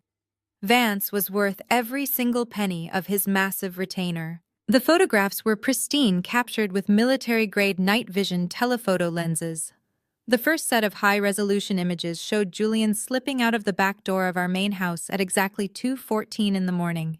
He was wearing his silk pajama pants and a dark t-shirt, looking cautiously over his shoulder before jogging quickly across the manicured grass of the courtyard. The next sequence of photos captured the precise moment Chloe opened the guest house door to let him inside. She was wearing a sheer expensive silk robe that I had actually purchased for her birthday 2 years ago. The camera caught the exact moment Julian wrapped his arms around her waist, lifting her off the ground and kissing her deeply before pulling her into the foyer. But Vance did not stop at the doorway. The guest house featured large custom bay windows that Chloe had foolishly left with the expensive linen blinds partially open. Vance had positioned himself perfectly in the shadows of the tree line to capture the illuminated interior. I scrolled slowly through the high-resolution images of my husband and my best friend tangled together on the expensive velvet sofa I had personally selected for that room. There was no denying the context of the images. There was absolutely no spinning this as a supportive friendship or a comforting embrace between a man and his wife's distressed friend. The timestamps marked their betrayal down to the exact, indisputable second. I sat in the quiet, cool glow of my monitors, staring blankly at the visual confirmation of my destroyed marriage. The anger that had been simmering in my chest crystallized into something solid, heavy, and absolutely unbreakable. I downloaded the entire cache of photos, saving them directly to my secure, isolated server, right alongside the translated Japanese text messages and the fraudulent financial transfer records. The trap was now fully, completely sealed shut. Julian had legally handed me the deed to our home. I had permanently frozen his access to the generational wealth he loved to flaunt to his peers. I possess the undeniable explosive proof of his infidelity and Chloe's willing complicity. He was a fraudulent king wearing a paper crown standing directly over a trapdoor, and I was holding the lever tightly in my hand. I unlocked my office door and walked into the kitchen, just as Julian came downstairs smelling strongly of the bespoke cologne I now associated exclusively with deceit. He looked slightly agitated, his brow furrowed as he poured himself a cup of dark roast coffee. He mentioned casually with a tight, forced laugh that he had experienced an annoying glitch with his credit card yesterday at the maternity boutique. He blamed it on a ridiculous bank error, telling me he had to use his debit card to buy a few small items and saying he would have to call the bank's executive line later to sort out the inconvenience. I poured my own coffee, my face a flawless mask of mild supportive concern. I told him that major banks were always aggressively updating their fraud security protocols, and that I was absolutely sure it was nothing for him to worry about. He nodded in agreement, trusting my expert financial assessment completely. He was utterly blind to the fact that his entire world was already engulfed in flames. He just had not felt the heat burning his skin yet. The weekend arrived with a suffocating wave of manufactured family unity. I was sitting in the solarium reading a financial quarterly when Julian and Beatrice walked in flanking Chloe like a pair of royal guards protecting a precious heir. Chloe wore a designer maternity dress that clung perfectly to her slight bump, a dress I knew Julian had paid for before his card was frozen. She looked downward, playing the role of the overwhelmed, abandoned, expectant mother. Beatrice took a seat opposite me, smoothing her impeccable tweed skirt, while Julian stood behind his mother, resting a hand on her chair. "Maya, we need to discuss Chloe and the baby." Beatrice began, her tone carrying that familiar, heavy authority. "This situation with that absentee investor from Texas is simply tragic. But we are a family of resources and standing. We cannot have someone so close to us floundering in the shadows. It reflects poorly on our circle." I set my magazine down and folded my hands in my lap, leaning forward with an expression of open, receptive concern. "I completely agree, Beatrice. We need to make sure Chloe feels absolutely supported during this vulnerable time." Julian seized the opening, his chest puffing out slightly as he played the benevolent patriarch. "Exactly. Which is why Mom and I were thinking that we should host a baby shower for her. Not just a small gathering, but a real celebration. It is what sisters do, Maya. You two have been best friends for years. It would mean the world to her to have you throw this shower." Beatrice nodded in agreement, her diamond earrings catching the sunlight. "It would show our entire social circle that we handle adversity with grace. We will present a united front." The sheer, unadulterated audacity of their request washed over me. They were cornering me in my own home, demanding that I organize and fund a massive celebration for the child my husband had conceived with my best friend. They wanted me to smile and present the ultimate picture of Black excellence and sisterhood to Atlanta high society, all while they secretly laughed at my supposed ignorance. They assumed I would politely split the cost with Julian, draining my own accounts to buy gifts for his illegitimate child. I looked at Chloe. She bit her lower lip, forcing a single glistening tear to fall down her cheek. "Maya, you do not have to do this," she whispered, her voice trembling with artificial humility. "I do not want to be a burden on your marriage. You have already let me live in the guest house. I could never ask you to throw me a party." I stood up, walking over to Chloe and enveloping her in a warm, tight embrace. I held her against me, staring directly at Julian over her shoulder. "Chloe, do not be ridiculous," I said, my voice thick with manufactured emotion. "You are my sister. Of course I am going to throw you a baby shower. And not just any shower. It is going to be the most magnificent, beautiful event this city has ever seen. You deserve to be celebrated."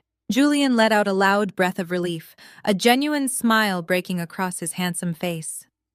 He walked over and wrapped his arms around both of us, pulling us into a twisted group hug.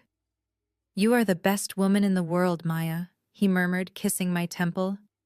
"I knew you would step up." Beatrice clapped her hands together, a sharp, decisive sound. "Excellent. I will send you my guest list, Maya. I want the ladies from the Lynx, my sorority sisters, and the board members from the museum committee to attend. We will show them how our family takes care of our own." I pulled back from the hug, beaming at my mother-in-law. "Send me the list, Beatrice. In fact, I insist on taking absolute full control of the planning. I do not want you or Chloe lifting a single finger. You both need to rest and enjoy the anticipation. I will handle every single detail from the venue to the catering to the floral arrangements. Consider it my ultimate gift to the baby." They agreed instantly, thrilled to have the administrative labor, and what they assumed was the financial burden lifted entirely off their shoulders. They handed me the reins to their social standing without a second thought. They had absolutely no idea they were handing me the rope I would use to hang them. By Monday morning, I was operating like a five-star general.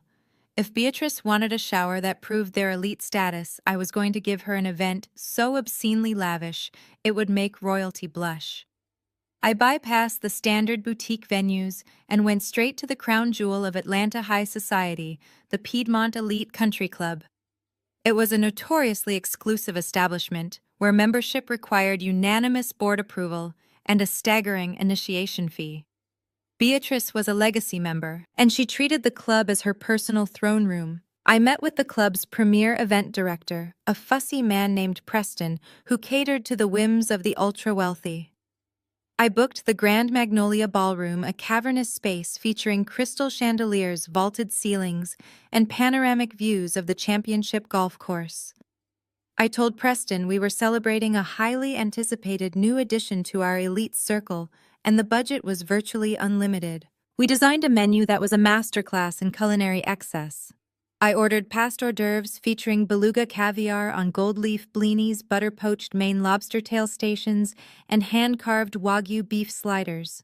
I secured a premium open bar featuring vintage champagne that cost $300 a bottle.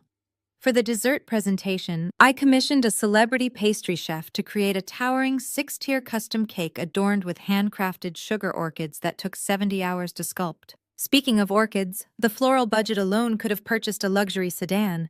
I mandated cascading installations of imported white Phalaenopsis orchids, rare hydrangeas, and lush white roses. I ordered them to drape off every table frame, the massive entryway, and create a breathtaking floral ceiling suspended directly above the custom white leather seating lounge where Chloe would open her gifts. I hired a classical string quartet from the Atlanta Symphony Orchestra to provide continuous ambient music. The total estimated cost for the shower soared past $60,000. It was an astronomical, absurd figure for a baby shower. Preston, the event director, looked slightly nervous when he presented the final itemized contract. "This is a spectacularly ambitious event," he noted, sliding the paperwork across his desk. "We will require a 50% deposit today to secure the vendors, and the remaining balance will be automatically drafted 48 hours prior to the event." I smiled, taking the gold pen he offered. "That is perfectly fine, Preston. Please ensure the billing is routed exactly as I have specified." Here is the beautiful financial reality that Julian and Beatrice failed to comprehend when they cornered me into hosting. As the senior wealth manager who still maintained administrative access to Beatrice's primary operational portfolios, I possessed the security clearance to establish direct billing pathways. I did not put a single dime of my own hard-earned money toward this charade. I did not even use Julian's frozen corporate accounts. Instead, I legally and seamlessly routed every single massive invoice, the venue deposit, the caterer, the florist, the string quartet directly to Beatrice's personal liquid asset accounts. I linked the country club's drafting system to the exact checking account she used to pay her monthly social club dues and her luxury vehicle leases.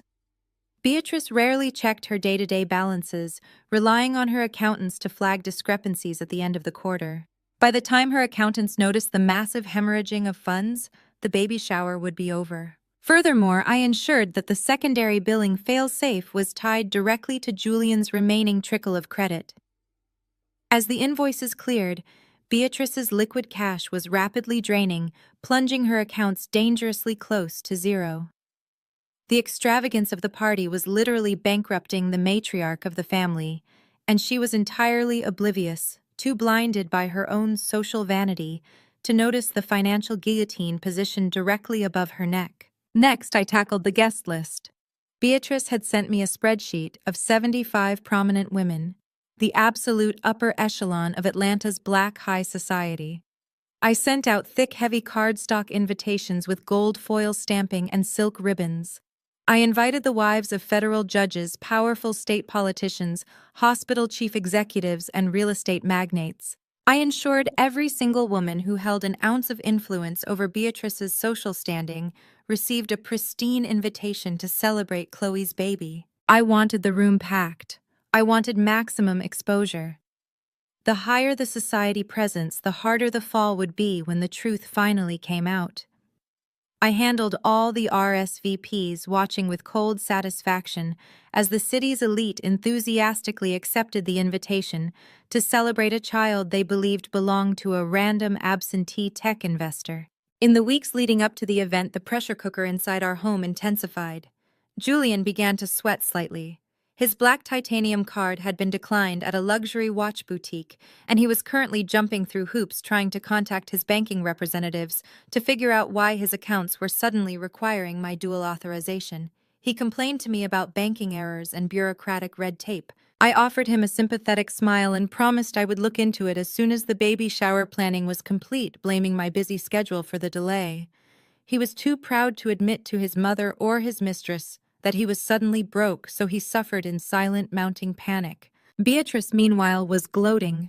She paraded around my house inspecting the custom invitation samples and bragging about how impressed her friends were with the scale of the event. She took Chloe shopping for a bespoke maternity gown for the shower, completely oblivious to the fact that her own bank accounts were footing the bill for her son's infidelity. Chloe simply basked in the unearned luxury.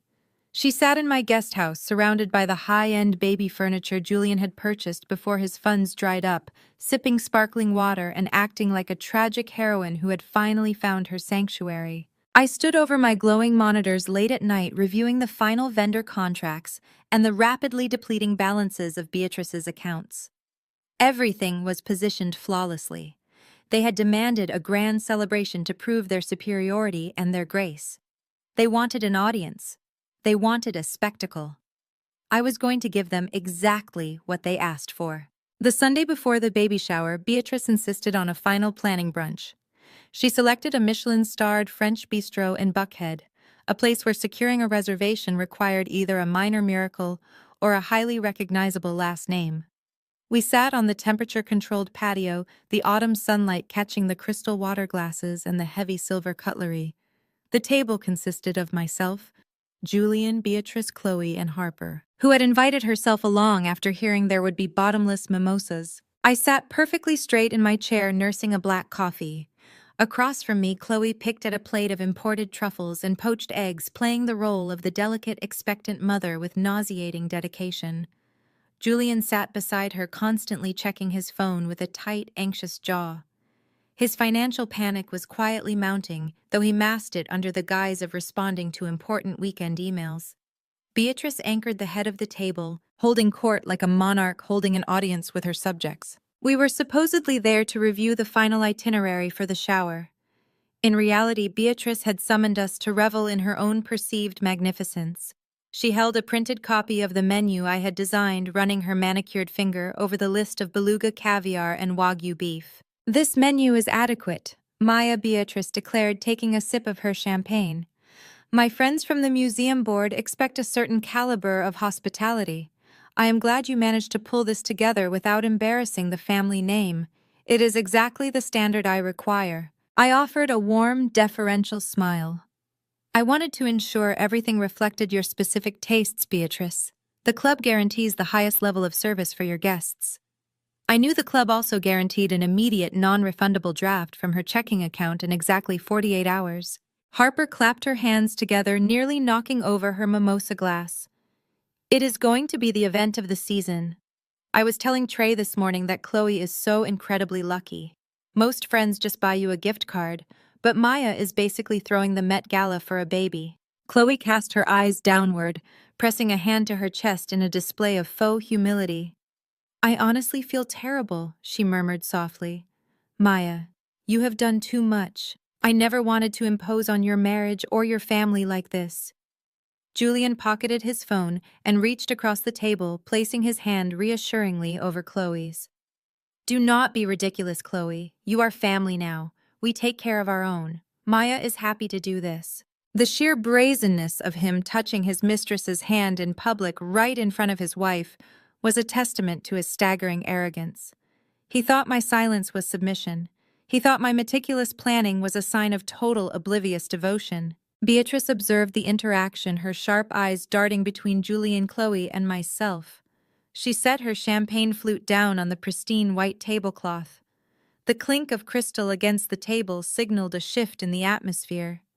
Beatrice lived for psychological warfare, and she sensed an opportunity to exert dominance. "It truly is a blessing," Beatrice announced, her voice projecting clearly over the ambient chatter of the restaurant patio. "A profound blessing that someone is finally bringing life into this family. It has been far too quiet in that massive house of yours, Julian." The air at our table suddenly turned freezing cold. Harper stopped mid-sip, her eyes widening. Even Julian looked momentarily caught off guard by the sheer brutality of his mother's pivot. Beatrice did not look away from me. Her gaze was locked onto mine, dark and utterly devoid of empathy. She was purposefully digging her manicured claws into the deepest, most agonizing wound of my entire life. "We all know you tried, Maya." Beatrice continued, her tone dripping with a highly manufactured, weaponized pity. "We all know how difficult the past few years have been with your little complications. But the universe works in mysterious ways. Since some women simply are not built for motherhood, it is incredibly fortunate that you can at least be a host. You have found your true calling in event planning." The silence that followed her statement was absolute. The background noise of the restaurant seemed to fade into a dull, rushing static in my ears. My miscarriages. I had lost 2 pregnancies in the span of 3 years. The grief of those losses had nearly broken me. I had spent nights lying awake on the bathroom floor, sobbing until my chest ached, wondering why my body could not do the one thing I desperately wanted it to do. Chloe had been the person sitting next to me on the cold tile, handing me tissues and swearing that we would get through the heartbreak together. Julian had been the husband who promised me that our family of 2 was more than enough. Now Beatrice was dragging those private, devastating tragedies out into the middle of a crowded restaurant, using the death of my unborn children as a rhetorical weapon to elevate my husband's pregnant mistress. She was publicly declaring my womb defective and my purpose reduced to catering parties for women with better pedigrees. I looked at Julian. I waited for the man I had married to defend me. I waited for him to slam his hand on the table and demand his mother apologize for crossing a line so horrific it defied human decency. Instead, Julian looked down at his plate, picked up his fork, and smirked. It was a tiny, fleeting expression, but I saw it. He was enjoying my humiliation. He felt validated by his mother's cruelty because it retroactively justified his infidelity in his own twisted mind. I looked at Chloe. The woman who had held me while I cried over my empty nursery was now staring at me with an expression of performative sympathy. "Oh, Maya," Chloe whispered, her voice trembling with fake sorrow. "I am so sorry. I feel so guilty that I get to experience this when you have suffered so much. I wish things were different." She was feeding off the drama, absorbing Beatrice's cruelty and using it to paint herself as the humble, fertile victim of my tragic inadequacy. They were a triad of monsters sitting at my table, drinking the wine I paid for, tearing my soul apart for sport. Every survival instinct I had honed during my upbringing told me to flip the table. I wanted to grab the heavy water pitcher and hurl it across the patio. I wanted to stand up and scream the truth in flawless Japanese, shattering their smug faces right then and there. The anger in my chest was a blinding, white-hot inferno. But I remembered the Swiss bank accounts. I remembered the quitclaim deed sitting in my office safe. I remembered the invoices scheduled to draft from Beatrice's primary liquid accounts in exactly 48 hours. If I exploded now, I would ruin the trap. I would give Beatrice the satisfaction of seeing me break. She wanted me to cry. She wanted me to storm out in a fit of hysterical emotional rage so she could turn to her friends and complain about her son's unstable, dramatic wife. She wanted to prove I lacked the refined composure required of her elite circle. I refused to give her a single drop of satisfaction. I forced the white-hot rage to condense, compacting it into a tiny, freezing diamond in the center of my mind.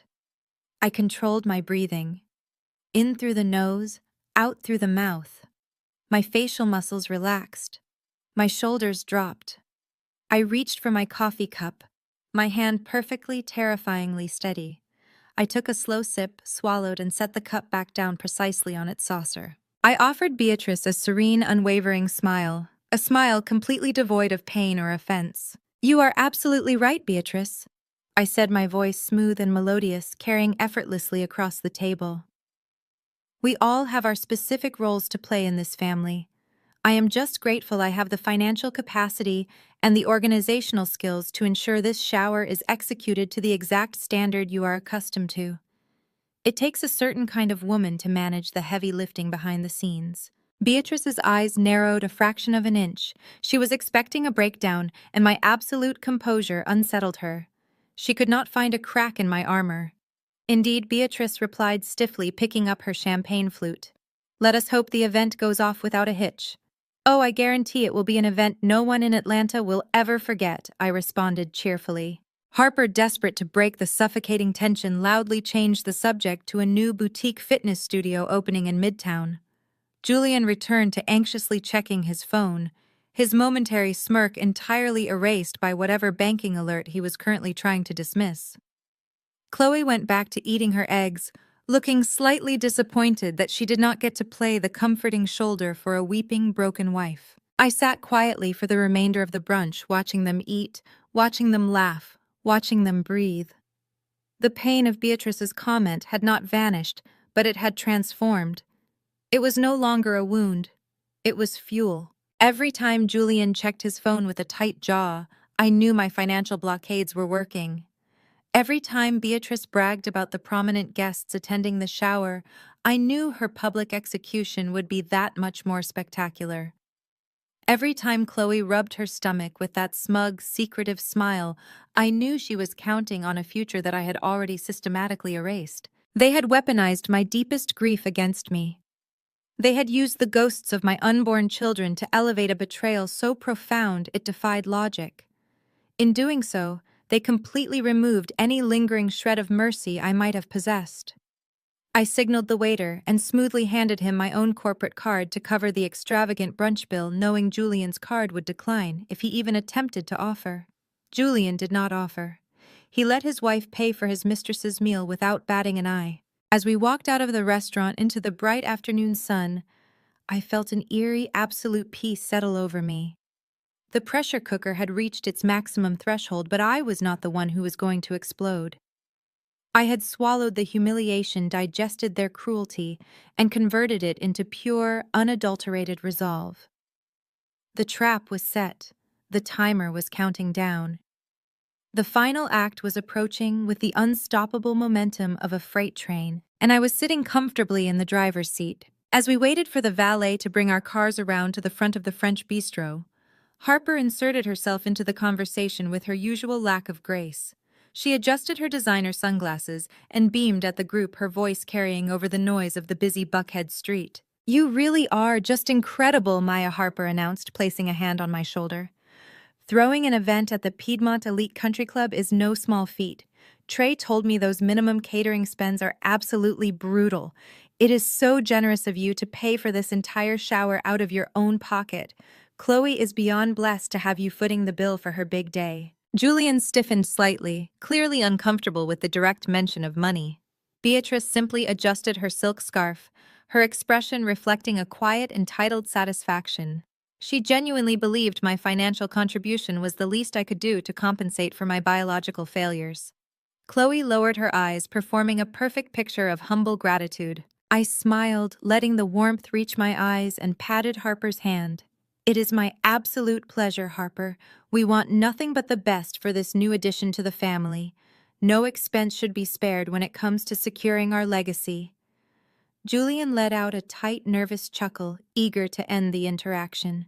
He ushered Chloe toward his luxury sedan, eager to escape the financial reality he was currently failing to manage. As I slid into the driver's seat of my own vehicle, the smile vanished from my face, replaced by a cold, calculating focus. Harper was right about one thing. The minimum spends at the country club were indeed brutal. What she, Julian, and Beatrice did not know was that I was not paying for a single napkin caviar blini or sugar orchid. When I returned to the quiet sanctuary of my home office that afternoon, I booted up my encrypted dual monitors. It was time to monitor the financial bloodletting I had engineered. Beatrice assumed her generational wealth was an endless, self-replenishing well. She viewed her bank accounts as abstract concepts managed by invisible people. She never bothered to look at the granular details of her liquid assets. I pulled up the routing pathways I had established through the country club's vendor portal. The Piedmont Elite Country Club required a massive 50% deposit upfront for the Grand Magnolia Ballroom, and the remaining 50% was scheduled to auto-draft precisely 48 hours before the event. I had bypassed my own corporate and personal accounts entirely. Instead, I had linked the club's billing matrix directly to Beatrice's primary operational checking account. This was the specific account she utilized for her day-to-day liquidity, the one that funded her high-end shopping sprees, her monthly country club dues, and the maintenance on her luxury vehicles. The first deposit had already cleared. I watched the digital ledger reflect the massive withdrawal. $32,000 had been instantly vaporized from Beatrice's liquid reserves to secure the venue, the initial floral deposits, and the down payment for the celebrity pastry chef. The withdrawal had dropped her operational balance to a dangerously low threshold.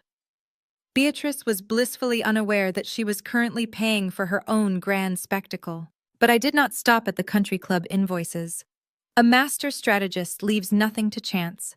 I needed to ensure that Julian could not swoop in and artificially inflate his mother's account to save face once the final drafts hit. I shifted my attention to Julian's remaining financial lifelines. Earlier in the week, I had frozen his heavy black titanium credit card and routed his primary consulting income into a locked trust requiring my dual authorization. Julian was now operating on the shrinking balance of his personal checking account. I accessed his transactional history. He was bleeding cash at an astonishing rate. In his desperate attempt to maintain the illusion of control and wealth for Chloe, he had been using his debit card for everything. He had paid for upscale dinners, maternity boutique purchases, and premium groceries for the guest house. His account balance was currently hovering just below $4,000. For a man who regularly spent that amount on a weekend golf trip, it was the financial equivalent of suffocating. He had a major commercial lease payment for his consulting firm's office space due by the end of the week, and the automatic payroll draft for his remaining staff was scheduled for Friday. He did not have the capital to cover either. I leaned back in my leather chair watching the numbers on the screen. Julian was trapped in a rapidly shrinking box. If he tried to transfer funds from the corporate holding company, the system would block the transaction and send an authorization request directly to my phone. If he attempted to apply for an emergency line of credit, the underwriting algorithms would flag the frozen assets and deny the application. He was entirely paralyzed. And the beauty of his arrogance was that he was too terrified to ask me for help. Asking me to unlock the corporate accounts would require him to admit he was broke, which would completely shatter the illusion he was projecting to Chloe.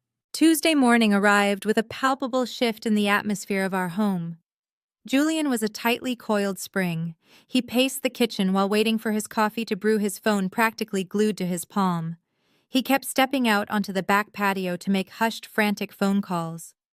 Through the encrypted logs on my server, I could see that he was attempting to contact his bank's executive customer service line, fruitlessly demanding to know why his credit authorizations were failing and why his recent client deposits were not reflecting in his available balance. The bank representatives, following the strict protocols I had established as the senior financial officer, politely informed him that the accounts were under a standard security review and any manual overrides required the dual cryptographic signature of the primary account manager. That manager was me. Julian was hitting a brick wall at every turn. I casually walked into the kitchen dressed in a sleek charcoal pantsuit, preparing for my own workday. "Good morning, Julian," I said, pouring myself a cup of coffee. "Is everything all right? You seem a bit stressed." He forced a rigid smile, slipping his phone into his pocket. "Everything is fine, Maya. Just dealing with some annoying bureaucratic red tape with the firm's commercial accounts. The bank is upgrading their security servers, and it is causing some temporary routing delays. It is nothing I cannot handle." I nodded sympathetically. "Let me know if you need me to look into it. I know I handle the macro-level structuring, but I am happy to get into the weeds if you need assistance freeing up some capital." His jaw tightened. "No, that is not necessary. I have it completely under control. Focus on your own clients today." I left for my office knowing his desperation was reaching a boiling point. The final 48-hour countdown to the baby shower had officially begun. Wednesday at noon was the deadline for the final payments to clear the country club's ledger. As Wednesday morning dawned, I sat at my desk, my eyes glued to Beatrice's live banking feed. The event director at the Piedmont Elite Country Club Preston was known for his ruthless efficiency regarding billing. At exactly 12 o'clock, the automated clearinghouse initiated the final sequence of drafts. I watched the screen as the massive charges rolled in, the remaining balance for the Grand Magnolia Ballroom, the final invoice for the cascading white orchids, the premium open bar guarantee, the beluga caviar and wagyu catering package, the symphony string quartet's performance fee. Line by line, the charges hit Beatrice's account. I watched her liquid balance plummet from $30,000 to $15,000 to $5,000 to $300. And then the final catering charge cleared, pulling her account directly into the negative. Beatrice, the matriarch of Atlanta's high society, the woman who had mocked my background and weaponized my miscarriages, was officially overdrawn. Her account was completely drained. The timing was immaculate. Beatrice rarely used her debit card, relying instead on high-limit charge cards that were paid out of this specific operational account at the end of the month. She would not notice the negative balance immediately. She would not receive an insufficient funds notice in the mail for several days. She was going to walk into the country club on Saturday afternoon acting like royalty, completely unaware that she lacked the funds to even buy a cup of coffee at the valet stand. Meanwhile, Julian's situation had reached critical mass. The payroll draft for his consulting firm attempted to process on Thursday morning. Because I had routed all incoming revenue to the locked trust, the operational account lacked the necessary funds. The payroll draft failed. His employees were not going to get paid on Friday. The commercial lease draft for his office space also failed, triggering an automatic default notice from his landlord. Julian was imploding. He spent Thursday evening locked in his home office, likely scrambling to find a predatory short-term loan to cover payroll. But his credit profile was locked down tighter than Fort Knox. Chloe, oblivious to the financial apocalypse happening in the main house, remained in the guest house eagerly trying on different designer shoes to pair with her bespoke maternity gown for the upcoming shower. On Friday night, the eve of the grand event, the tension in the house was so thick it was almost tangible. Julian looked physically ill. There were dark circles under his eyes, and he had barely touched the dinner our private chef prepared. He poured himself 3 glasses of scotch in rapid succession. "Are you ready for tomorrow, Julian?" I asked cheerfully from the living room sofa, flipping through a design magazine. "The floral team is arriving at the club at dawn to begin the installations. It is going to be breathtaking." He stared at his glass of scotch, his knuckles white. "It will be great, Maya. You did an amazing job organizing everything." He was hollowed out, entirely consumed by the crushing weight of his financial ruin, yet still desperately clinging to the illusion of control. He had no money. His mother had no money. His business was defaulting. His mistress was expecting a life of luxury he could no longer provide. I closed my magazine and walked upstairs to our master suite. I laid out my outfit for the shower, a striking, impeccably tailored emerald green dress. I checked my encrypted phone one last time. The translated Japanese text messages, the time-stamped photos from the private investigator, and the executed quitclaim deed transferring our home to my exclusive LLC were all organized, printed, and secured in a sleek leather portfolio. They wanted to celebrate their new bloodline. They wanted an audience of 75 elite socialites to witness their grandeur. They wanted to freeze me out by the holidays. The financial trap was fully sprung, the cages were locked, and I was going to serve them absolute destruction on a silver platter. Saturday morning arrived with the crisp, brilliant clarity of an autumn day in Georgia. I drove my Range Rover through the imposing iron gates of the Piedmont Elite Country Club, feeling an absolute and terrifying sense of calm. The valet opened my door, and I stepped out onto the pristine cobblestone driveway, wearing an impeccably tailored emerald green silk dress that draped perfectly across my frame. I carried my structured leather designer tote bag securely on my arm. Inside that bag, resting quietly in a dark leather portfolio, was the loaded gun I was about to fire into the center of my husband's universe. I walked into the grand Magnolia Ballroom and paused at the entrance to admire my own handiwork. The sheer visual impact of a $60,000 budget executed with ruthless precision was breathtaking. The vaulted ceilings of the ballroom had been completely transformed into a suspended canopy of imported white Phalaenopsis orchids and lush hydrangeas. The delicate white petals cascaded downward like a fragrant waterfall, catching the light from the massive crystal chandeliers. Below the floral canopy, a custom white leather lounge area had been arranged in a perfect semicircle, waiting for the guest of honor. The catering staff moved flawlessly through the room, setting up the stations of beluga caviar on gold leaf blinis and butter-poached Maine lobster tails. In the corner, the celebrity pastry chef was putting the final touches on a towering 6-tier cake adorned with dozens of handcrafted sugar orchids. On the opposite side of the ballroom, a classical string quartet from the Atlanta Symphony Orchestra was tuning their instruments, preparing to fill the cavernous space with elegant ambient music. It was a masterpiece of excess, and every single detail had been billed directly to the overdrawn checking account of my mother-in-law. At exactly 1 o'clock, the guests began to arrive. This was not a standard gathering of friends. This was a highly curated assembly of 70 of the most influential African-American women in Atlanta high society. These were the wives of federal judges, powerful state politicians, hospital chief executives, and prominent real estate magnates.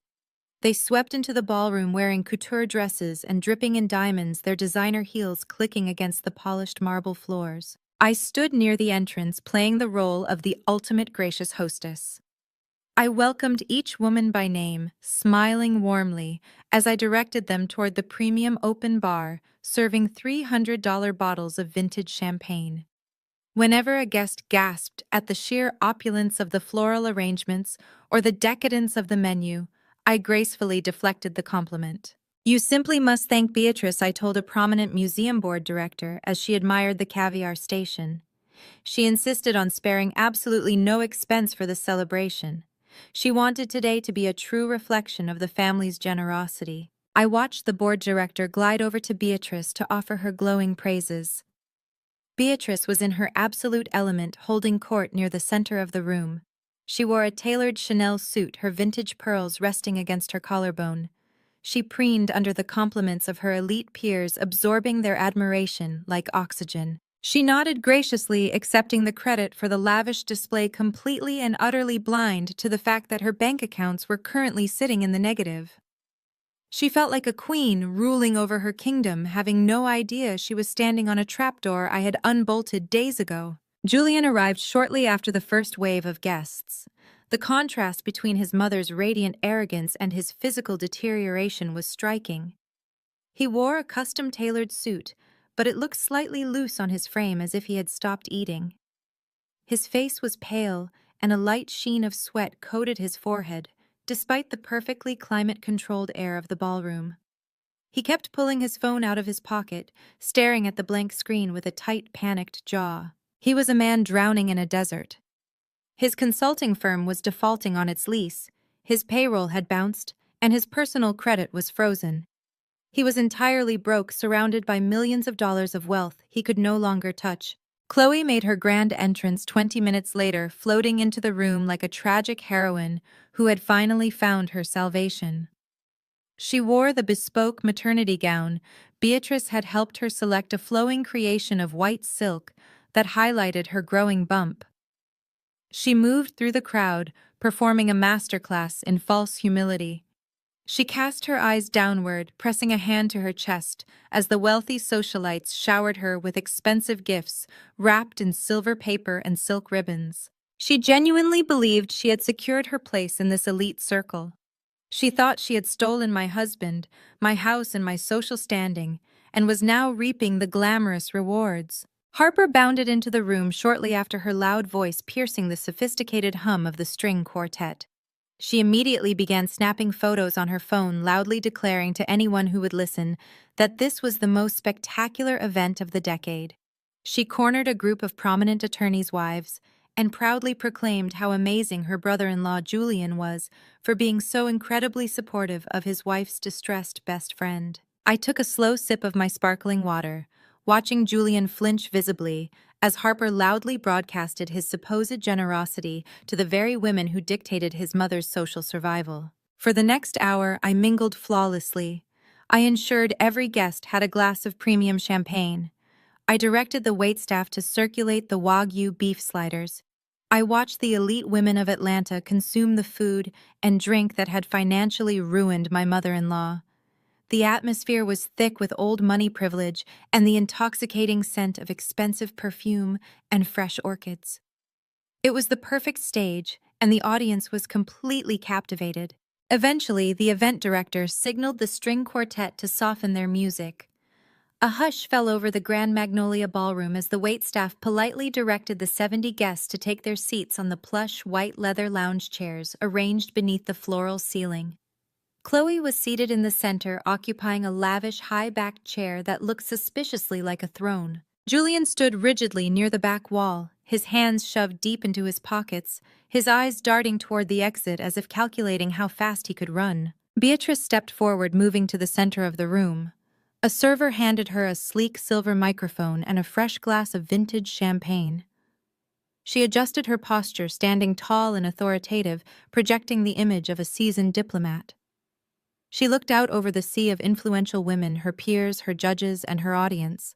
"Thank you all for being here on this magnificent afternoon." Beatrice began, her voice smooth and polished, echoing perfectly through the ballroom acoustics. "Today we are gathered to celebrate new beginnings and to embrace a beautiful new life. As many of you know, our family places the highest possible value on loyalty, legacy, and the preservation of our esteemed circle." Beatrice smiled warmly at the crowd, pausing for effect. When we learned of Chloe's unexpected circumstances, we knew immediately that we had to bring her into our fold. Chloe is not just a friend. She is a woman of impeccable pedigree. Her background, her education, and her refinement make her a natural fit for our community. We do not view her situation as a tragedy. We view it as a profound blessing. A child is a gift, and bringing new life into our family's orbit is a responsibility we accept with absolute joy and unparalleled grace. I sat in the front row, maintaining a perfectly serene expression as I listened to her weave this magnificent, pretentious tapestry of lies. She was elevating an unemployed woman who was sleeping with a married man into an aristocratic victim of circumstance. She was using terms like pedigree and refinement to justify subsidizing my husband's mistress to her highly judgmental friends. It was a desperate, arrogant attempt to mask a scandal in the cloak of upper-class philanthropy. Beatrice turned slightly, ensuring her body was angled to address the entire room, while specifically targeting me with her peripheral vision. "It takes a village to maintain our standards." Beatrice continued, her tone shifting into a register of weaponized condescension. "And I must take a moment to acknowledge my daughter-in-law, Maya. Maya so graciously handled the heavy lifting and the tedious logistical planning required to bring my vision for this afternoon to life. It is wonderful that she could utilize her organizational skills to serve the family in this capacity." A few women in the crowd offered polite, restrained applause for my administrative efforts. Beatrice had just publicly reduced my identity from a highly successful senior wealth manager to her personal party planner. She was telling 70 of the most powerful women in the city that my only real value to her prestigious family was my ability to coordinate catering and arrange flowers for a woman who possessed the childbearing capabilities I supposedly lacked. Beatrice raised her crystal flute of champagne high into the air, her diamond bracelets catching the light from the chandeliers. "And so I propose a toast," she announced, her voice ringing with smug absolute triumph. "To Chloe, to her impeccable heritage, and to the beautiful blessing of this child. May this baby inherit the grace, the strength, and the exceptional legacy of the circle that surrounds them today." The 70 guests raised their glasses, murmuring their agreements and sipping their expensive champagne. Chloe blushed deeply, looking down at her lap in mock humility, while wiping away a perfectly timed tear. Julian remained frozen against the back wall, swallowing hard, his face slick with nervous sweat. Beatrice lowered her glass, beaming with the satisfaction of a queen who had just successfully defended her empire. The string quartet prepared to resume playing.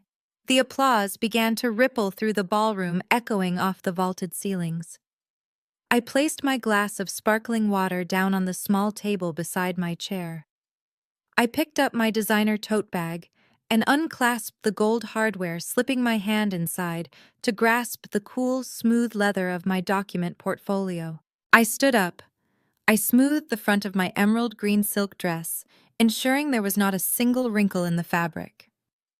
I walked slowly, calmly, and deliberately toward the center of the room. I extended my hand toward my mother-in-law, offering her a flawless, unwavering smile. I took the silver microphone directly from Beatrice's hand. The ambient chatter in the room instantly died down, the guests assuming the devoted, hard-working wife was about to offer her own sweet words of support for her best friend. I looked out at the sea of expectant, wealthy faces. Then I turned my body, pivoting slowly until I was looking directly into the terrified, sweating face of my husband and the arrogant, confused eyes of my mother-in-law. It was finally my turn to speak. I gripped the cool silver handle of the microphone, feeling the heavy metallic weight of it in my palm. The ambient chatter of 70 highly influential women faded into absolute silence. The string quartet had completely stopped playing, resting their bows across their laps. The Grand Magnolia Ballroom, with its suspended canopy of imported white orchids and vaulted ceilings, felt like a beautifully decorated coliseum.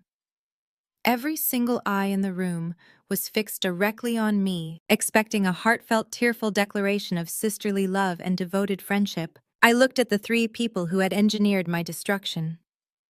Beatrice stood a few feet away, her posture rigidly upright, her chin tilted in that signature pose of aristocratic dominance, waiting for me to publicly validate her grand charitable narrative. Julian was leaning against the far back wall, his hands shoved deep into his pockets, his face slick with a thin layer of anxious sweat caused entirely by his collapsing financial empire. And then there was Chloe, perched securely on her white leather throne in the center of the room, offering me a saccharine, expectant, and thoroughly fraudulent smile. I brought the microphone closer to my lips. I took a slow, deliberate breath, drawing the scent of fresh hydrangeas and expensive perfume deep into my lungs, and then I spoke. I did not utter a single syllable of English. I bypassed the native tongue of everyone sitting in the audience.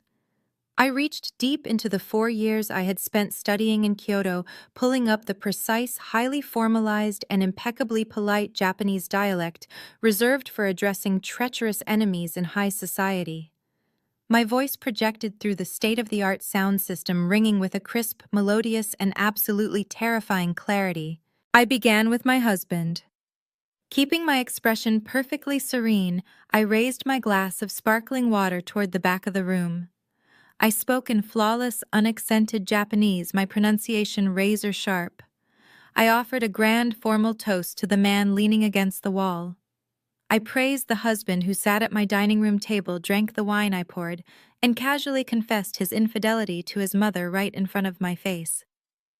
I detailed his exact phrasing from that Sunday evening, repeating the precise Japanese words he had used to claim this unborn child as his own. I echoed his strategic, arrogant suggestion that they needed to figure out how to push me out before I discovered the truth and tried to take my own house. I watched the exact millisecond the comprehension struck Julian. It was like witnessing a building undergo a controlled, silent demolition. He possessed enough conversational Japanese to understand his own quoted treachery. The color instantly and violently drained from his face, leaving his skin an ashen, sickly gray. His eyes widened to the size of saucers, reflecting pure, unadulterated terror. He pushed himself off the back wall, his posture crumbling as his mouth opened and closed in silent, breathless shock. His brain was visibly misfiring, desperately trying to comprehend how the woman he deemed ignorant and uncultured was currently broadcasting his ultimate sin with native-level fluency. He looked as though the floor had completely vanished beneath his expensive leather shoes. I did not let him breathe. I did not pause for his panic. I smoothly pivoted my gaze back to Beatrice. The matriarch of Atlanta high society was currently paralyzed. Having lived in Tokyo for 10 years as a diplomat's wife, her comprehension of the language was immediate and absolute. But more importantly, she understood the specific linguistic honorifics I was deploying. I was using keigo, the most elevated, respectful form of Japanese, to deliver the most devastating, disrespectful insult imaginable. It was a cultural slap to the face that completely dismantled her perceived intellectual superiority. I saw her knuckles turn stark white as she gripped the stem of her crystal champagne flute. I directed my second toast entirely to her. I maintained my warm, engaging smile as I thanked my esteemed mother-in-law for her radiant joy in my dining room. In beautiful flowing Japanese, I thanked her for gleefully agreeing that my best friend possessed a superior pedigree. I thanked her for her strategic brilliance in plotting to freeze me out of my own family by the holidays. I formally thanked her for her cruelty, for weaponizing my miscarriages, and for believing my sole purpose on this earth was to fund this lavish spectacle for a woman who lacked basic morality. Beatrice physically swayed on her designer heels. The regal, impenetrable mask she had worn for decades shattered into a million irreparable pieces right before my eyes. Her mouth parted in silent horror, a soft, strangled gasp escaping her throat. She looked around the ballroom in absolute panic, suddenly realizing her severe predicament. The 70 elite women in the audience did not understand the literal translation of my words, but they were highly perceptive socialites. They absolutely understood the terrifying, lethal shift in the atmosphere. The wealthy guests were shifting uncomfortably in their seats, exchanging bewildered, nervous glances. The cadence of my speech sounded like a beautiful melodic poem, but the host family looked as though they were facing a firing squad. The dissonance between my cheerful delivery and Beatrice's physical collapse was creating a tidal wave of palpable, suffocating tension. Finally, I turned my attention to the center of the room. Chloe was sitting on her lavish white leather chair, looking utterly lost and completely terrified. She did not speak a single word of Japanese. She had relied entirely on a cheap, buggy translation application to communicate her treachery. She was entirely locked out of the comprehension, but the survival instincts of a cornered animal were kicking in. She looked frantically from me to Beatrice, then darted her eyes toward the back of the room to find Julian. Her fake, humble smile had completely evaporated. She could feel the impending doom closing in on her, but she had no idea what was actually being said. I lowered my voice slightly, letting a dark, dangerous warmth bleed into my flawless Japanese delivery. I stepped closer to her, raising my glass directly over her head. I offered my final triumphant toast to my treacherous parasitic best friend. In exquisite detail, I praised Chloe for utilizing a digital translation app to help steal a married man. I thanked her for weeping on my custom velvet couch, for accepting my gracious hospitality, and for conspiring to move into my renovated guest house under the guise of an abandoned, desperate mother. I commended her absolute lack of loyalty, her breathtaking audacity, and her willingness to sell her soul for a slice of generational wealth that did not actually exist. Chloe squirmed violently under the weight of my gaze. She desperately whispered Julian's name, her voice trembling with rising panic, pleading for someone to translate, pleading for someone to save her.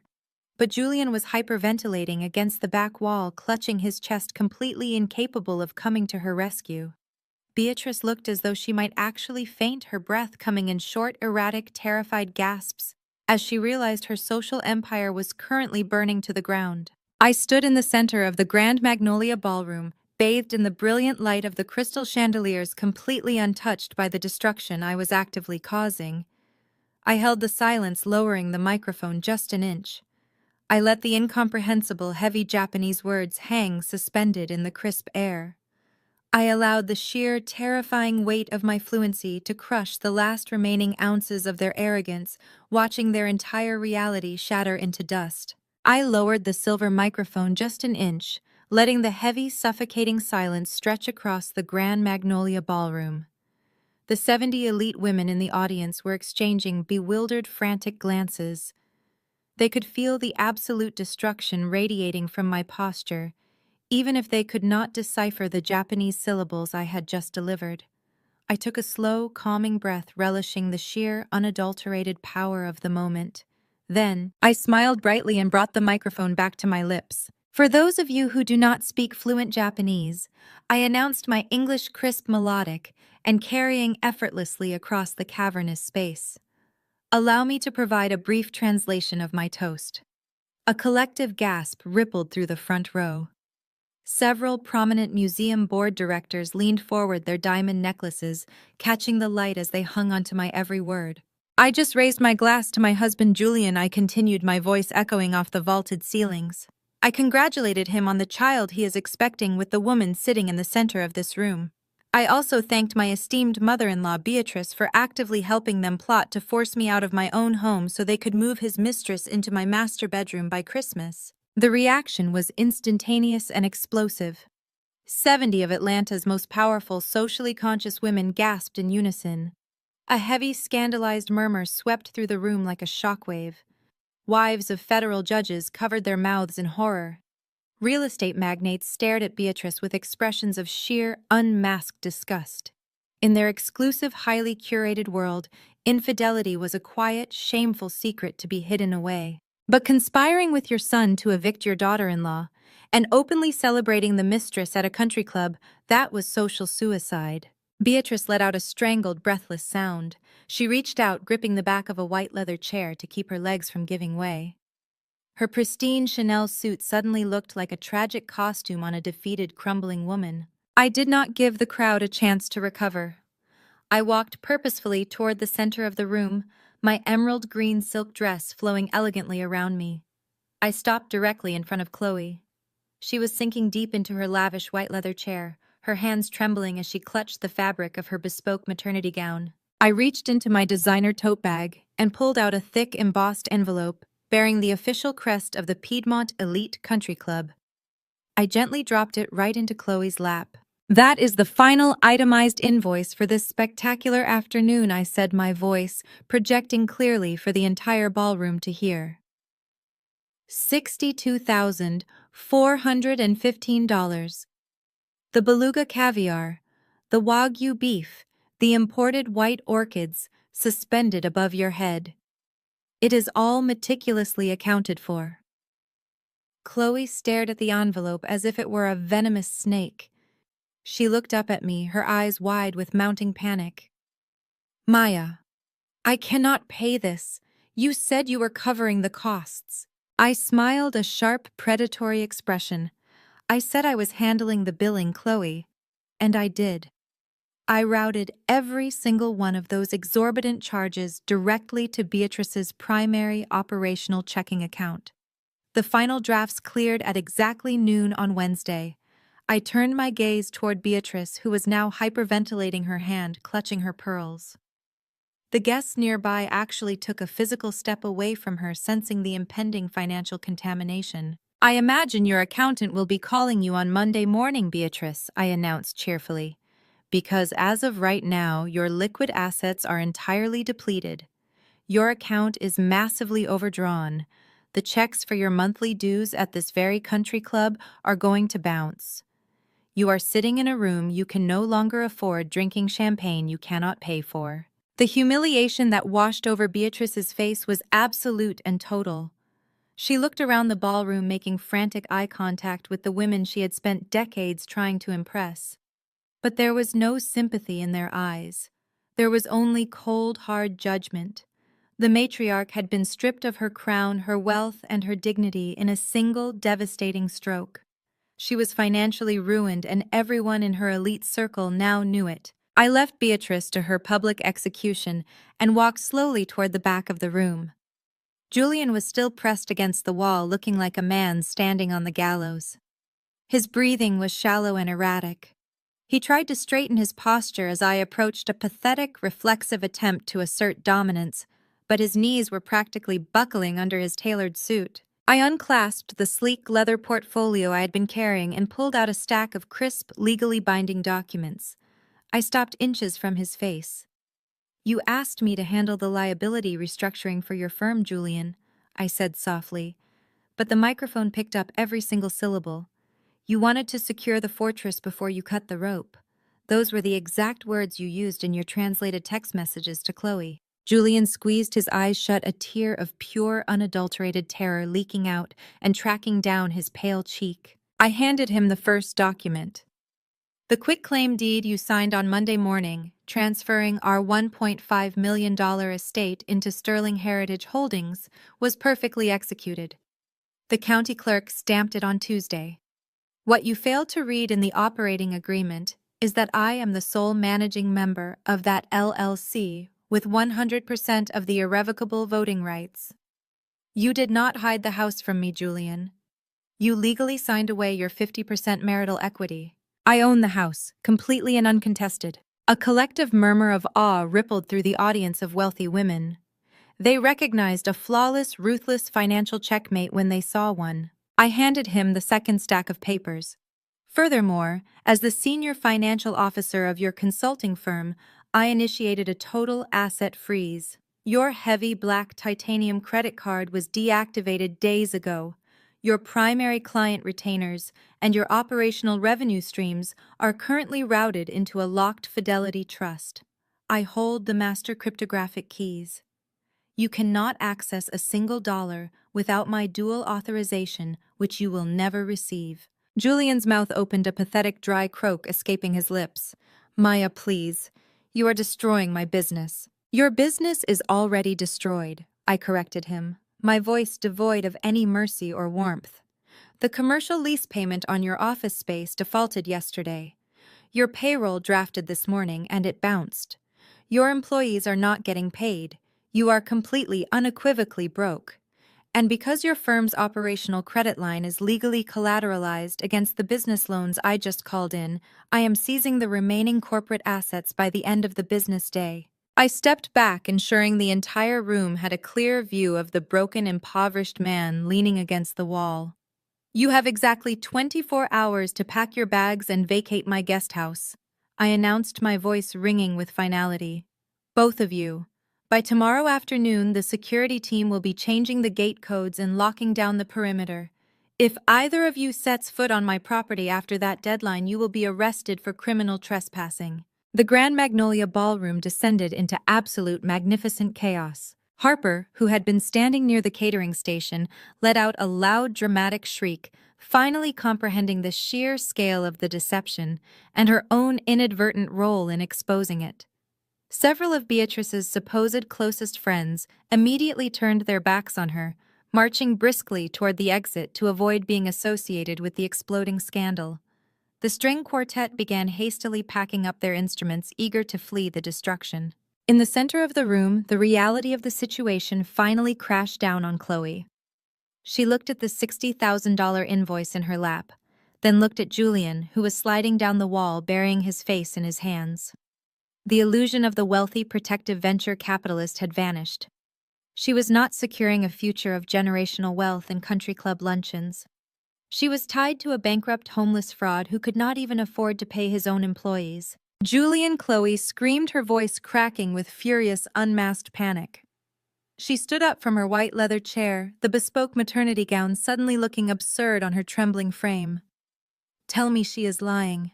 Tell me you have money. Julian did not answer. He just sat on the polished marble floor, staring vacantly ahead, completely shattered by the weight of his own monumental arrogance. He had nothing left to offer her. I did not stay to watch them tear each other apart. I did not need to see Beatrice weep as the club management approached her to discuss her overdrawn accounts. I had delivered the absolute truth, reclaimed my assets, and excised the toxic infection from my life with surgical, devastating precision. I turned my back on the wreckage, clutching my leather portfolio, and walked purposefully toward the grand double doors of the ballroom. The remaining guests literally parted, like the Red Sea clearing a wide path for me, their eyes wide with a mixture of profound shock and undeniable, terrified respect. I held my head high, my posture impeccable, my emerald dress catching the light one last time.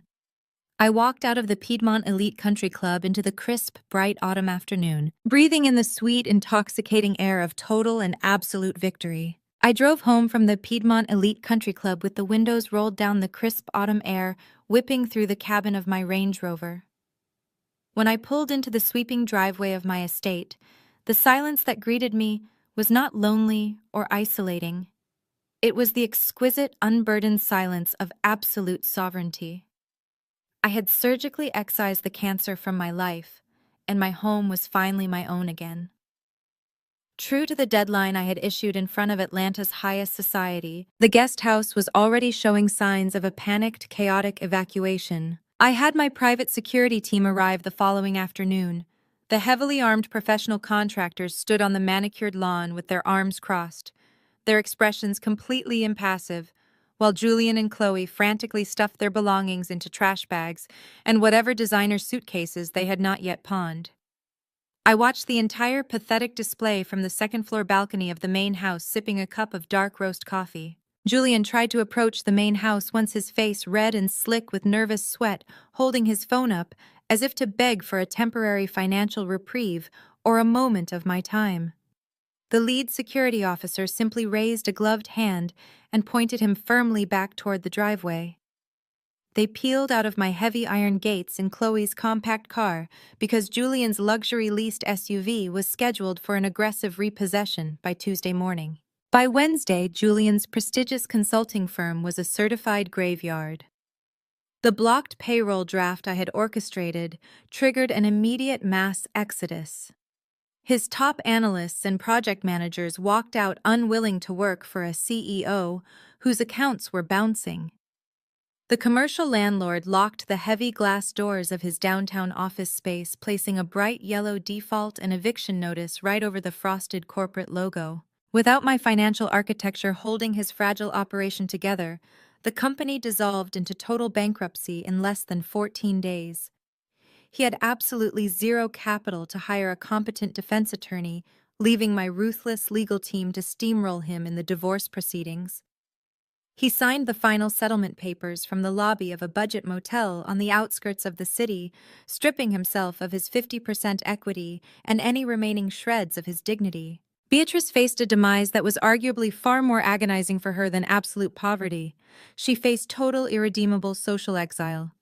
When the banking institutions opened their doors on Monday morning, the true horror of her depleted accounts became official public record. The massive, exorbitant drafts from the baby shower had not just triggered standard overdraft fees. They had initiated a catastrophic cascade of bounced checks across the entire city of Atlanta. The most devastating failure occurred at the Piedmont Elite Country Club. Her monthly membership dues, a foundational pillar of her elitist identity and social superiority, bounced with a resounding, humiliating thud. In the tightly knit, hyper-judgmental world of Atlanta high society, word travels faster than the speed of light. The influential women who had sat in the Grand Magnolia Ballroom, who had witnessed my flawless Japanese toast, and seen the $60,000 invoice drop directly into Chloe's lap, systematically and coldly severed all ties. Beatrice was quietly and efficiently removed from the prestigious museum board without a single phone call. Her daily calls to her wealthy sorority sisters went straight to voicemail. She was no longer the esteemed diplomat's wife and the fierce gatekeeper of generational wealth. She was a financially ruined, toxic pariah who had conspired to steal a house from her own hard-working daughter-in-law. Unable to maintain her grand suburban estate with her accounts frozen and depleted, she was forced to quietly list her home for sale. She downsized to a modest, entirely unremarkable apartment far outside the city limits, completely invisible to the social circles she once ruled with an iron fist. The most satisfying implosion occurred exactly as I had predicted it would from the very beginning. Chloe was a textbook parasite, and parasites only remain attached to viable, life-sustaining hosts. It took exactly 6 days for the brutal reality of Julian's profound poverty to set in. They were crammed into a cheap short-term rental off the highway, eating greasy fast food and screening calls from aggressive debt collectors. Julian could not buy her the hand-carved Italian cribs she had demanded. He could not secure a reservation at a decent restaurant, let alone fund the high-society lifestyle she had been promised in exchange for her betrayal. The exact moment Chloe realized the generational wealth she had been banking on was entirely a myth built, managed, and controlled by me, the romantic illusion completely shattered. She did not stick around to support her new man through his hard times. She packed her bags on a Tuesday afternoon, while Julian was out begging a former business contact for a freelance contract. She left a pathetic, hastily scribbled note on the cheap laminate kitchen counter and vanished. She moved back to her home state to live in her parents' spare bedroom, abandoning him exactly as she had falsely claimed the imaginary Texas tech investor had abandoned her. Julian was left completely alone in the wreckage of his own arrogance, stripped of his devoted wife, his mother's financial backing, his business, his luxury home, and ultimately the mistress he threw it all away for. I did not waste a single moment looking backward. There was no room in my newly cleansed life for forgiveness, and I demanded absolutely no tearful apologies from any of them. They were excised from my reality like a malignant tumor. In the ensuing months, I funneled my intense focus and newly liberated energy into my true passion. I officially resigned from my corporate wealth management position and launched my own independent financial firm, operating right out of a sleek executive suite in downtown Atlanta. I explicitly targeted high net worth women, female entrepreneurs, and executives who needed airtight, aggressive financial protection. My reputation preceded me. The spectacular story of the country club baby shower had become a legendary whispered myth in the city's financial and social circles. Women wanted the wealth manager who possessed the strategic brilliance to dismantle an entire fraudulent family overnight without breaking a sweat. My client roster filled up within the first quarter, my independent firm generating revenue that eclipsed everything I had ever built for Julian. 6 months later, the crisp winter wind is blowing softly as I sit on the expansive private balcony of the Aman Tokyo, a five-star luxury resort towering high above the Otemachi Financial District. The sprawling, neon-lit skyline of the city stretches out before me, a breathtaking, endless ocean of light, energy, and innovation. The air carries the faint, nostalgic scent of cold stone and roasted chestnuts. I am wearing a plush, heavy cashmere robe, the fabric wrapping my shoulders in absolute, uncompromising comfort. In my right hand, I hold a crystal flute of vintage champagne, watching the delicate gold bubbles rise in a steady, unbroken stream to the surface. I take a slow, deliberate sip, letting the crisp, dry wine dance across my palate. Down below the balcony, millions of people are rushing through the intricate, beautiful complexities of their own lives. I look out at the magnificent city, where I first learned the beautiful, complex language that ultimately saved me. I look at the city that taught me supreme discipline, quiet observation, and the devastating power of holding my cards close to my chest until the perfect moment to strike. I think about Julian, Beatrice, and Chloe sitting in their respective self-inflicted ruins thousands of miles away across the globe. They thought my loyalty was a weakness they could easily exploit. They mistook my silent, diligent labor for blind compliance. They genuinely believed they could break me down, steal my hard-earned assets, and divide my life for their own comfort. But they fundamentally misunderstood the caliber of the woman they invited to the table. They never realized that the quietest person in the room is often the most dangerous. My peace is entirely restored, vast and unshakable. My financial empire remains completely untouched, thriving and expanding with every passing day under my sole direction. I raise my champagne flute to the glittering Tokyo skyline, offering one final private toast to myself. I did not just survive their treacherous, unforgivable betrayal. I capitalized on it,